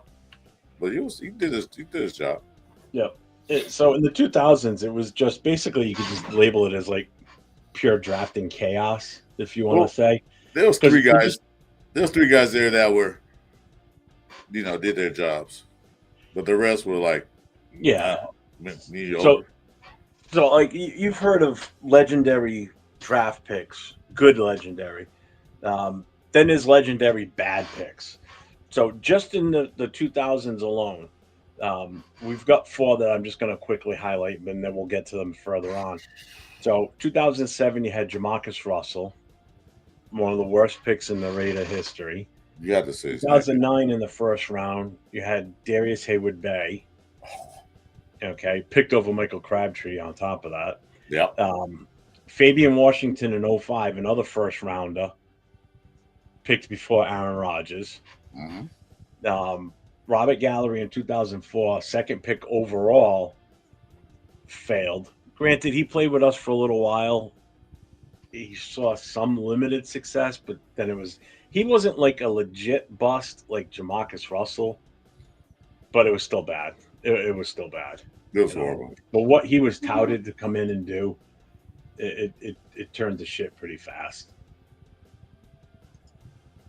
So 2000, the first draft in the 2000s really wasn't that bad if you look at it. This was probably the best draft in the 2000s. I would say this had the most picks in 2000, most worthy picks out the draft. Yeah, so you had Janikowski in the first round, Jerry Porter, wide receiver, in the second, Junior Leone in the fourth, a defensive tackle. Don't remember him at all. Nah. And then Shane Leckler is our punter in the fifth round. The other two, no clue. Fulcher and Blackman didn't even stick. No. So, all in all, 2000, based on just what Leckler and Janikowski did for us for the years that they were here, and Jerry Porter, because Jerry Porter had some good years with us. I was gonna say he did good. He playing Tim Brown, so he did what he had to do. I would kind of have to. If I had to grade this draft, I would probably give this like maybe an A-. Because of the kickers. Was he reaching for the kicker? Would Janikowski have lasted beyond that? Who knows? But if you look at long-term value for your pick, you can't beat that. You really can't. Both of them. They lasted a long time. Yeah. And we got to remember one thing. When it comes to punters, Pereira's always had good punters. Yeah. Always. Their history. So now we go on to 2001. Oh, my God. Do we have to? Yeah. All right. First round pick, Derek Gibson. Second, Marquez Tosiasasupu. Okay. If what's his name? Jason Downs, you still in this building? There's your Dylan Gabriel right there. There's your Dylan Gabriel right there. You got Dylan Gabriel, that's him. What's up, John Raider? Hey, John. Yeah, that's definitely his Dylan Gabriel. Yeah. The only name on here that I definitely remember him because I thought maybe this could have turned into something when we took him so late in the draft. Kenyon Rambo, the kid from Ohio State. I thought we could have made something with that. I didn't think none of it. He didn't get any BT. Nah. Really out there. If he was on team still at that time. I remember seeing it. So then the famous 2002 draft. This one's awesome. This one's legendary. Philip Buchanan. Yep. Yep. Napoleon Harris. Napoleon Harris. Yep. Yeah. Oh, Langston Walker, remember him? nope. Doug Jolly, definitely Oh yeah, remember there him. it is. Doug Jolly. This son of a bitch. Nope. Um, don't remember the quarterback. So that goes to show you how much he had an Well, impact on the team. oh, Ron Kerr. I remember from college, but I didn't, he didn't do anything for us. I mean, Buchanan wasn't bad. He just never could turn into anything, I guess you would say. Yeah, he was serviceable. He did a little bit in that, but eh. So that was That was pretty much 2002. pretty much a bad draft. There was nobody in there that really worthwhile. Say no, nobody. No, That was a bad draft. 2002 no, was bad. 2000, 2003, we scored with the first pick. You know, Oh yeah, that's when Namdi Asamoah was yep, drafted in the first round. yeah, You and know, everybody knows how that went with him. uh-huh. No, you know, it's just he was great when he was with us. As soon as he went to Philly, because Philly put him in a different system than what we had, he just wasn't as good. You No, know, there wasn't much there for him. yeah, nobody really here. Justin Fargas was a fan favorite. That's all he was, a fan favorite. Did all right. Yeah, nobody really. So the rest of Justin Fargas, yep, third He was a, round. he was a fan favorite. Everybody liked him. Yeah, they did. I remember Ryan Hoag too, wide receiver at the end there in the seventh round. I remember that name. Trying to think if there's anyone else in here that kind of sticks out. Not really. Just knocks Tyler you off. Drayton, I kind of remember him, but he wasn't there for too long. 2004 is the gallery draft. Your favorite player? You got jersey. Hey, Stu Swagger was there. Yep, Stuart Schwager. Uh-huh.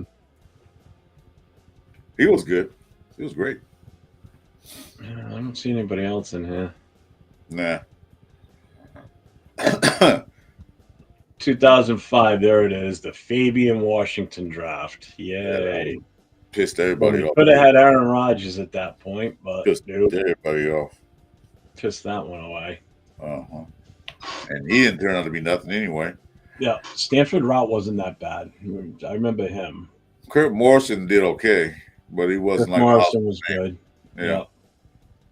Andrew Walter, I thought a lot about Andrew Walter at that point. I thought he was going to be, a possible long-term option. I think a lot of people kind of did too at that point. Well, because he was lighting up Arizona State. He was like letting it up. I'm like, Jesus Mhm. Christ. But I thought we were going to be able to do something there, but that didn't last. Let's see, 2006, Michael Huff. Thomas Howard, I remember him. He was okay, Michael Huff. Yeah, he was all right. It's pretty much about it out of that class of 2006. Wait, we got the two safeties, Darnell Bing and Michael Huff. Yeah. And the 2007, here we go. Oh, Jamarcus Russell. The best draft ever. Zach Miller at number 2 wasn't bad. Yeah, he wasn't. Quentin Moses, okay. Michael Bush in the 4th round, yep. Yeah, well, Johnny Lee Higgins wasn't too bad neither as a receiver. He did his job. That was the only failed pick out of that class that really went, what the fuck? Was the Jamarcus Russell pick. I mean, everything else wasn't bad. That's why everybody looked at the 2007 draft. That's the worst draft class ever. No, we got some people out there, but because of Jamarcus Russell, made the whole draft class look terrible. Yeah. Just sort of like, one bad apple ruins the whole basket. Bunch, not bushel, bunch. Whatever. You know what I meant. You don't look okay. Oh, for fuck's sake, so 4 and 05 hurt my soul. Yeah, pretty much. Let's see. Then we go on to 2008. 2008 wasn't too bad. Actually, I thought 2008 was actually pretty damn good. To be honest, I think so too. Because we got some one of the bright spots. 2008 brought us McFadden in the first round. We didn't have a second or third round pick. But we brought in Tavion Branch, Cash Shillings, I remember him. He was here for a little while. But just the McFadden pick alone. Because we only had 5 picks in that year, so Yeah, yeah. We had no second, no third, two fourths, a sixth, and a seven. That was it. That's the year that AR was hollering about. I said that was Coach White. That was this year. Mm-hmm. Yeah, no And then picks. 2009, you're talking Darius Um, Hayward Bay. Another bus. Yep. Hands of Stone. Matt Shaughnessy, I remember him. Mike Mm. Mitchell, I remember him. That's pretty much it. Yeah, see, instead of getting him, Hayward Bay, we could have got Crabtree. Which Yes. eventually we did get Crabtree eventually, but we could have got him Yeah. then. A little too late, but yeah. Yeah. Yeah, I mean, that was a Yeah. stud. McFadden was definitely a stud. I mean, that made that draft, obviously, that year, 08. So that was 09. So now we're at 2010. And there's another pick for you. So 2010 basically is where we're trying to right the ship for the most part, trying to get back to the greatness. You know, we had some good picks in 2000 in the 2010s, the 2010s. Just that one Um, pick. Just that one pick that was pretty suspect. But they had some good picks there. well, in the there's three names right away in the 2010s. Khalil Mack in the first round in 2014. Um, Superstar basically with a bad coach, that a coach that just didn't want him, or they just couldn't get along to that point, so we lost him. Uh-huh. Derek Carr in 2014, second round. You know, 9 year starting quarterback for us. Can't go wrong with that because prior to Derek Carr being here for 9 years, we never had any long term quarterback. It Nope. was always, quarterback here for half a year, for a year. Yeah, You that's know, just Gannon for a few years. yeah. So You know, then Amari Cooper in 2015, another first round pick. He was a 2 time Pro Bowl for us before we traded him away. again. Uh, yep. Bad. Now, Bad. now the Bad. bad picks, the bad picks. Uh, DJ Hayden, 2013 first round, big miss. Okay. Um, Now let me speak on that. You know who else was in that draft pick? That draft year? oh, Take a wild guess. Geno Smith. who? Geno Smith. Oh, that's right. He is a That's 35th right. pick. That's right. And then in 2019 in the first round, fourth overall was Cleveland Farrell. So obviously that was a massive reach. There's a name on this list that's not on this bad pick list, but I'm gonna throw him on there. Alex Leatherwood. That was, or is he on the next one? No, he's in this era. Leatherwood, definitely. He's in the 20s. Was he? Yeah.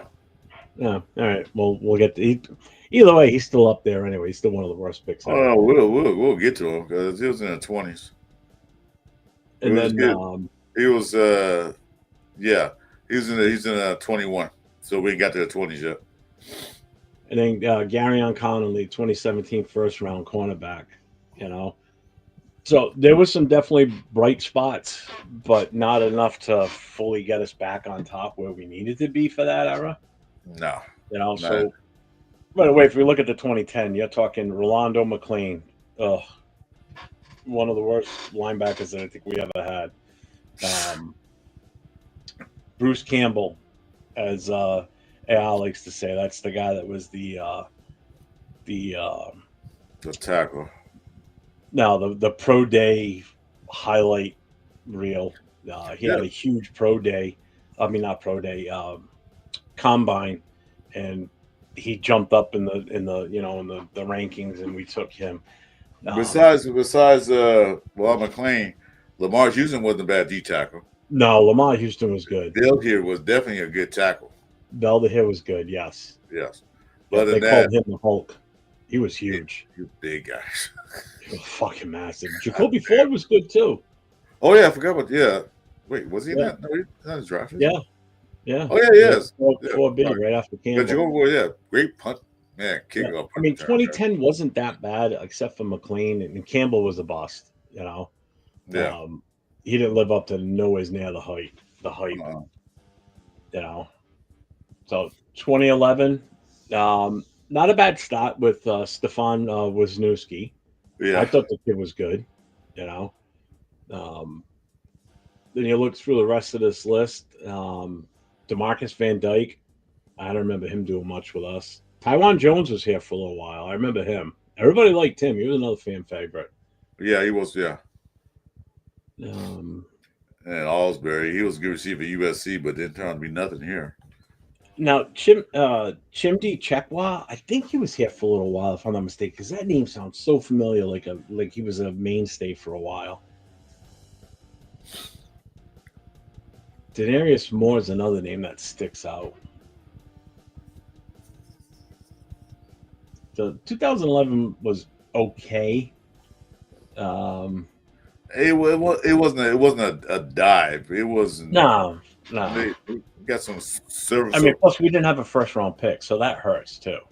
We had some decent dudes. We got dudes. We didn't get the big guys, but we Yeah, had dudes. 2012 is going to be even worse. 2012 we didn't have a first or a second round pick. No. So you look at this list of who's in here. Hey, you don't remember none of those guys. Miles Burris is the only one I remember that was anything with us because he was here for a little while. I don't remember none of these guys. Other than that, the 2012 was unmemorable. Yeah, nothing. 2013, here we go. DJ Hayden. Ugh. You talk about a bust. I mean, Yeah, first round. yeah.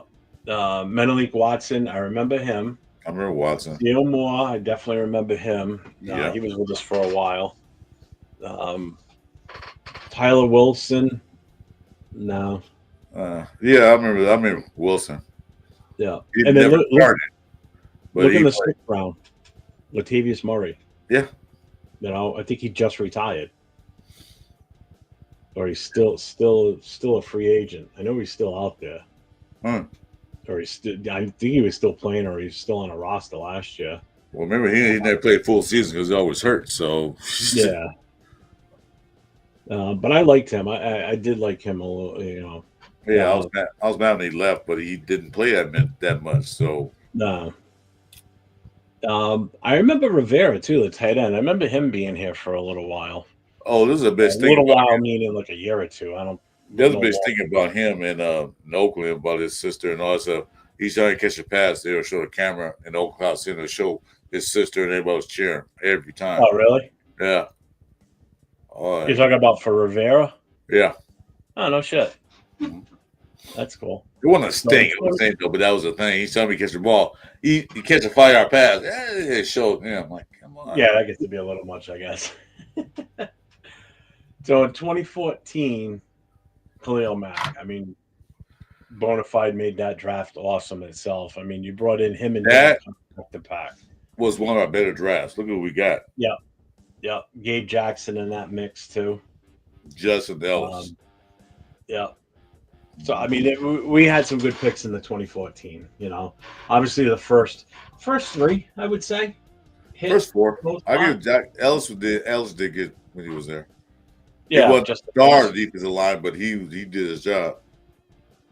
Everybody else was TJ Carey was okay. Not the best, but he was all right. Everybody else is like, Shelby Harris. Why that ain't sound familiar? Shelby Harris. Shelby Harris. I don't know. Huh. So then in 2015,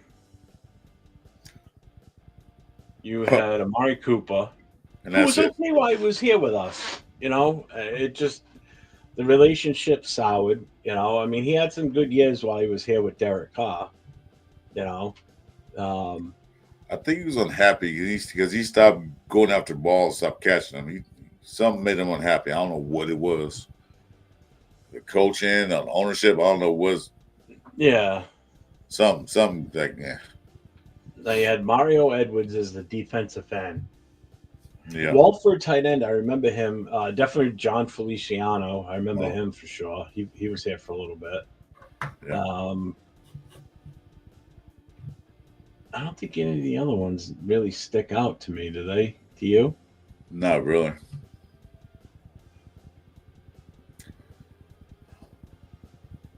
Nah.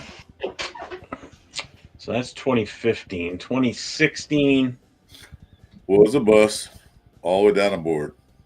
Every last one of them. Paul Joseph in the first round, Jihad Ward in the second. All down the board. All of them. That was There it all. is, Connor Cook. Connor Cook. Bus all the way down the board. All the way down. None of them Yeah, panned out. Connor Cook got his ass handed to him in the playoffs because he was forced to start. He had no choice. Yeah. Yeah, even the Washington wasn't that good. Yeah. So that was you say hit and miss? This was way missed. 2016. Oh, that was a complete miss on that one. So 2017. Oh my God! Look at that name list. Garen Conley. Jimmy Connolly, Obi Melifuanu. Eddie Vanderdos. Yeah. Wow, man, there ain't shit there. That's another bad year. That was back-to-back years. Good Dang. Lord. Talk about wasted picks. Damn, yeah, there was like just on a dartboard at the dartboard. Like, yeah, just pick him.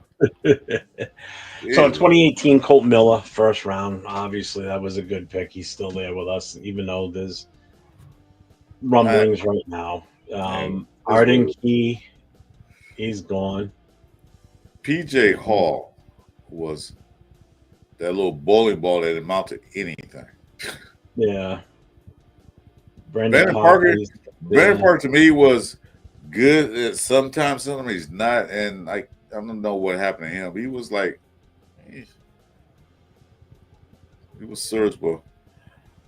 Maurice Hurst was a guy I really liked, but I got rid of him. Don't remember half of these guys. 2019, Pharrell. Oh God. That alone doesn't make this draft bad. I mixed in Jonathan Abram with it. It does, but we do kind of make up for this. Josh Jacobs. Because also in the first round, Josh Jacobs. So 2 out of the 3 first round picks were kind of misses. Abrams just wanted to hit everybody and didn't worry about tackling people for shit. He was just more along the lines of wanted to just pound somebody, take people out. Yeah. So the 2019 draft really wasn't a bad. So we had Josh Jacobs in the first out of that, Travion Mullen in the second, it was bad. Max Crosby in the fourth, Foster Moreau at tight end in number 4, and then Hunter Renfrow in the 5th. So that wasn't a bad draft. It really wasn't, if you think about it, because the overall. Because if you look at it, if could have kept Josh Jacobs, we would have kept him. Mullen, maybe not. Max Crosby definitely. Foster Moreau probably, but he was sick, so I don't know what they got rid of him. Hunter Renfrow. So most of the players would still be a Raider. Most of them. You look at it. But they all left for their own reasons. I mean, they left. Yeah, well, that's just it. I mean, if you look at the overall of this draft from 2019 and longevity issues, you only got one guy left there. Everybody else is gone. You know, Max Crosby's the only guy that's still left from that group. Yeah. Well, Pharrell's gone. Jacobs wanted out. Abrams, we let him go. He's done.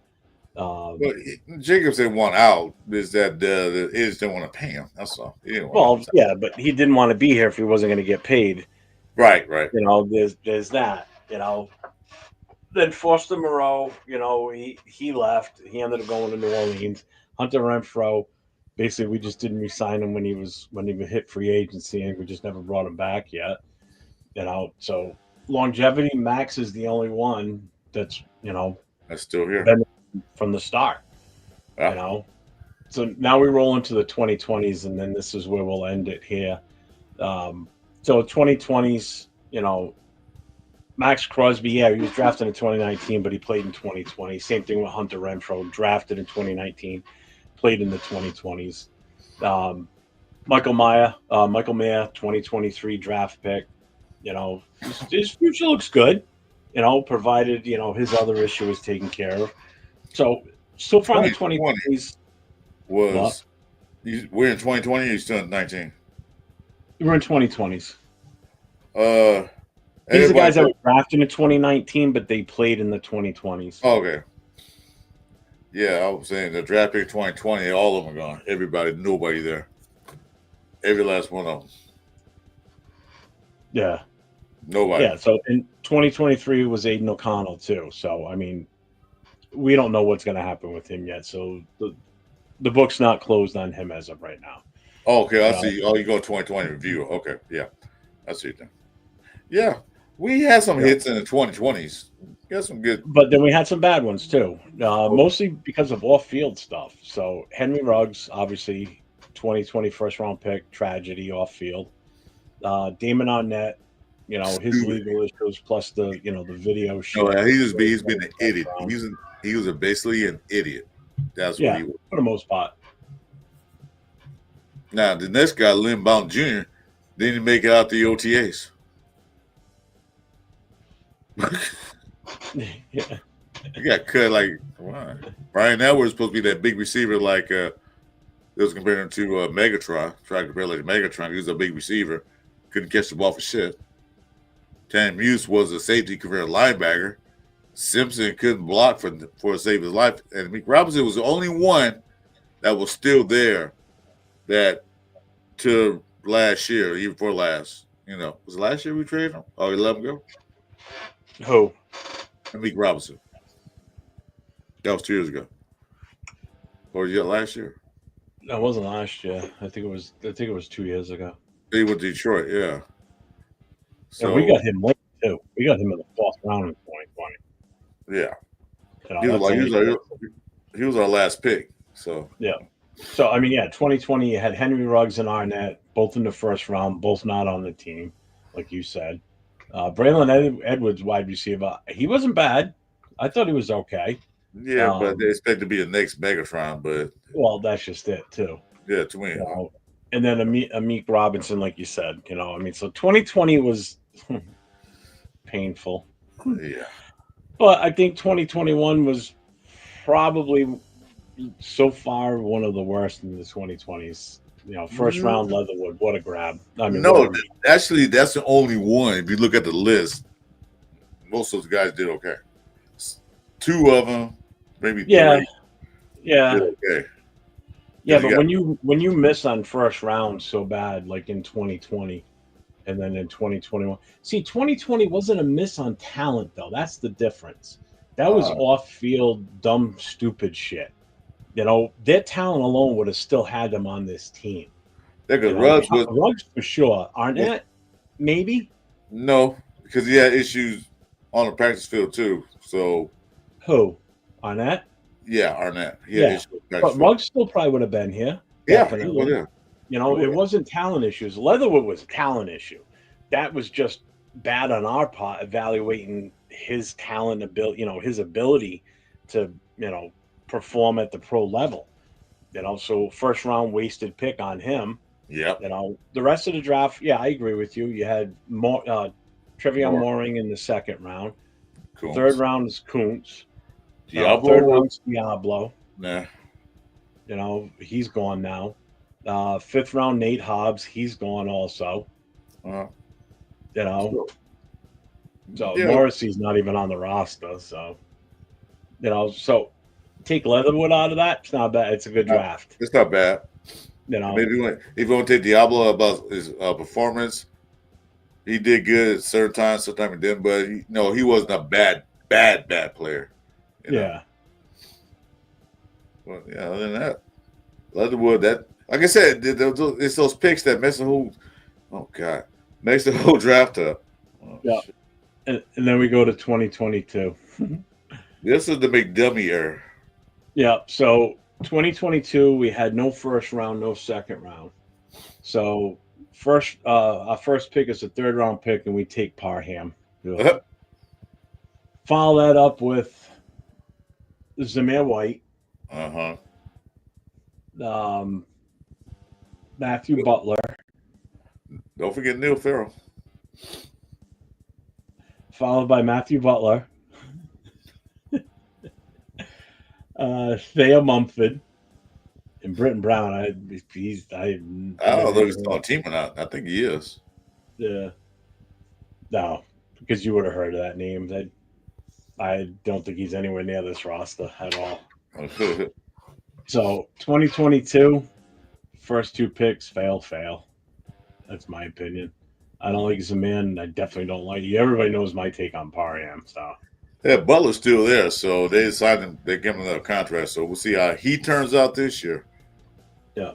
What's up, David? Hey, David. Vidal, what's going on?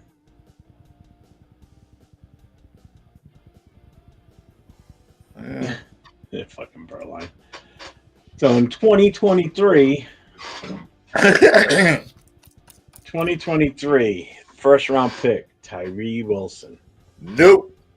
Well, yeah, one more year to prove it, so we have to wait. Yeah. If this year you don't do anything, yeah.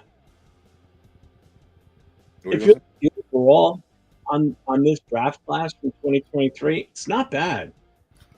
It really isn't. The one issue is one thing. Pick number 3, we picked the wrong one. The wrong Byron Young. Oh, yeah, I forgot about that, too. Yeah. So, first round was Tyree Wilson. Second round was Michael Mayer. Good. Byron Young. Yep, wrong one. Third round, second pick in the third round was Trey Tucker. Good. Then we followed it up with Jacorian Bennett, Aiden O'Connell. Good. Amari Burney. Well, we don't know yet, but yeah, it could be. Yeah. Chris Smith is a safety. We don't know what he's going to do. So these guys pretty much have potential. Yeah. That's that Jay Silver is not even there anymore because he had an attitude problem. Yeah.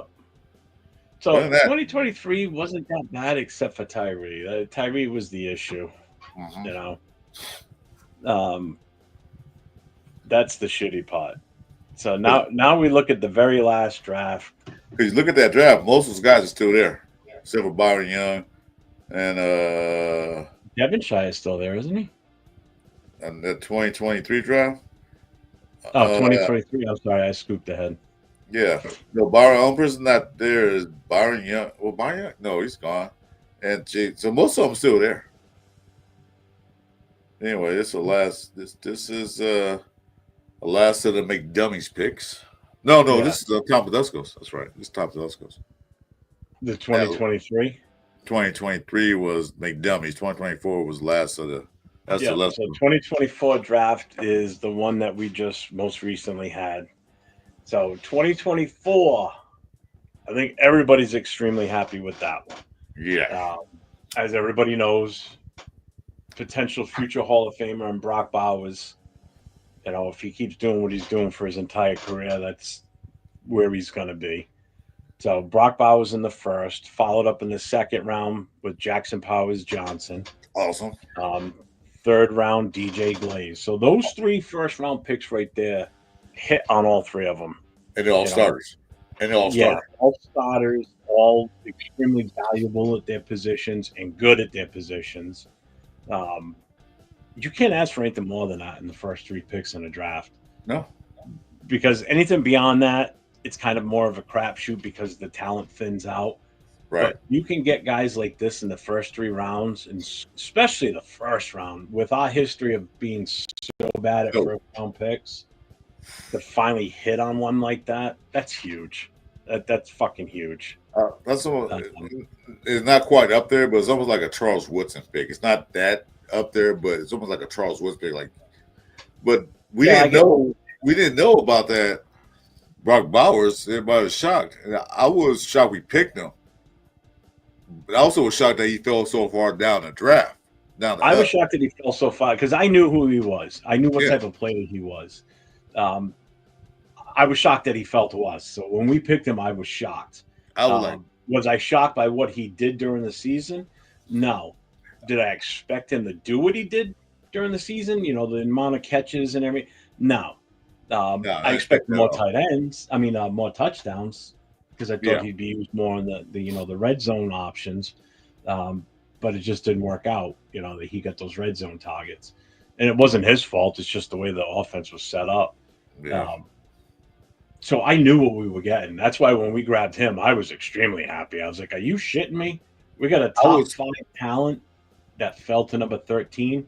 I, Ain't nothing wrong with that." I knew who he was, and most Red Nation would agree with me. We were a guy tight end. Why are we taking another tight end? But then I realized, like, wait a minute, he's supposed to go in the top 5, one of the top 5 picks. Yeah. We got him at 13. I said, oh well, okay, maybe next round we get a quarterback. Yo, Lord, no, we need a quarterback. And we didn't get one. Nope. As you can look at the list, nope, we didn't get one. Oh, Now, DeCamarion Richardson, he, the verdict's still out on him. yeah, that's what I said. Give him. He played okay because remember he's a rookie, just like Jacorian Bennett. He went out there as a rookie. He got thing, but he picked it up the next year. Yeah. You got to give him another chance, especially with Pete Carroll now as a head coach. You know he's like them D backs. He's a big D back, so we'll see what happens with him. Eichenberg, jury's still on him too. Yeah. Yeah. Uh, Dylan Lobby, same thing with him too. Need to get a fair shot. He fumbled okay. No, I don't think so either. When you got a running back that fumbles, you got to get him back in because other than that, if you That's the confidence, though. yeah, if you don't keep giving him the chance, his confidence just goes right out the window. All right. Trey And Taylor, still don't know about him. He's a high energy player too. High energy player. Who's that? So Lobby? Lobby. He's a high energy player. So you need to kind of feed him a little bit. Like, come on. If Pete has something to do with it, he'll motivate him. We'll see what happens. Yeah. Trey Taylor, like I said, we don't know about him. He came for a couple of games. And Devonshire, same with another big cornerback. So these guys, all but Bowers, JPJ, and DJ Glaze, the other bottom picks, we got to wait to see what happens this year. Yeah, they're all still unproven. But this draft was actually a better draft than we said in 5 prior years. Yeah. So, well, Tusco did okay. I think it did I'm better. happy with what he did. Yeah, he did okay. Yeah. Better than what I don't have a problem with it. Better than what McDummy did. Yeah. And Gruden. Gruden only had one good draft class with me. Overall, chat, what do you guys think? What was the best year we drafted so far? Don't count 2024 because the jury's still out, but we know the top 3. Yeah. We know the top 3 were good. So, what's your favorite draft? What year? Mine?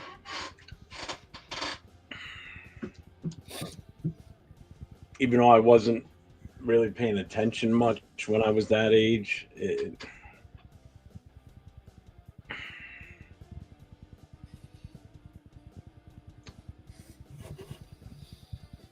all right, let's do it this way. Let's do it based on when I was able to like fully understand the sport and everything and be like a real fan. I would have to say the 81 draft. The one I can start in 78 when I was 12 when I became a fan, but I really know how the process worked. I just watch the players. 70, I start realizing what they're doing. So I can go from there. I can go from 78 on up. Anything before that, I wasn't a fan of the Raiders. But after that, that's when I started paying attention. I mean, if you look at the draft from the 60s with Art Shell and, and Gene Upshaw, those are what solidified that foundation going into the 70s to, put those Super Bowl runs together. So if I had to just go back in general and just pick one of it would have to be either one of those two, the Gene Upshaw rookie year or the Art Shell. Yeah, we can go back those were both awesome drafts if you think about it. You can go back. I mean, yeah, because look at then plus, Hall of Famers they had back then too. Yeah. Yeah. So Dixon Sider says 68. 68? Who's the 68? That says 2023. Really? 2023? 67 Upshaw. Yeah. Yeah. I wasn't born yet.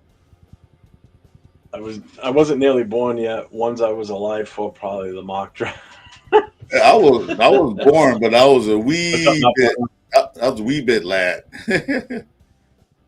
I care about that in days was my tricycle and binky. Yeah.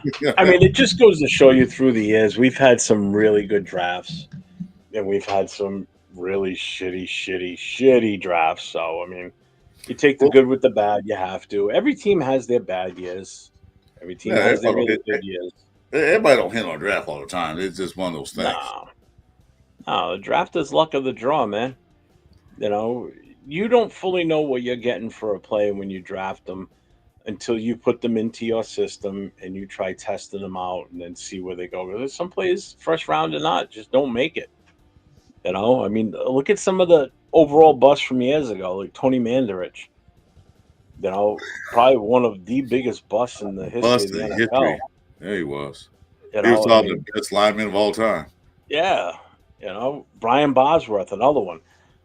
You know, once Best he came off the linebacker, juice, forget it. You the know? Hall of Famer linebacker. He got his face stepped on by Bo Jackson. That was it for him. Yep. Yep.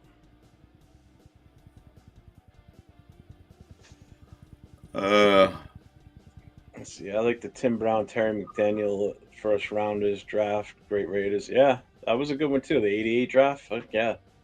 Hey, Bueno, what's up? I didn't see you come to the building because you didn't say hi to me. What's up, Bueno? I ain't worried about you. One of my moderators. He's your moderator too, huh? Oh, Bueno. yeah, he is.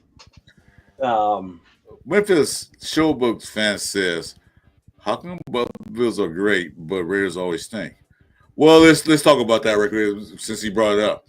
Buffalo Bills have been good for the past 2 years, but how many rings or trophies do they have compared to the Raiders?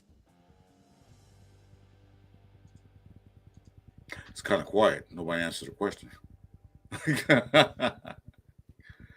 How many rings do Buffalo Bills have compared to the Raiders? No, not Bueno. He's cool. Let him go. He's not being a dick. No, it's all right. You ain't got to kick him out. You just asking questions. The Raiders have been stinking past few because we have some bad management, bad GMs, bad coaching. So yeah, we know they've been stinking for the past few years. Todd Marinovich, yeah, horrible quarterback. Another bust. A red One quarterback. of our many busts at quarterback through the years. Memphis Showboat said, Hey, "I got." at least we're consistent with that, right? Wait.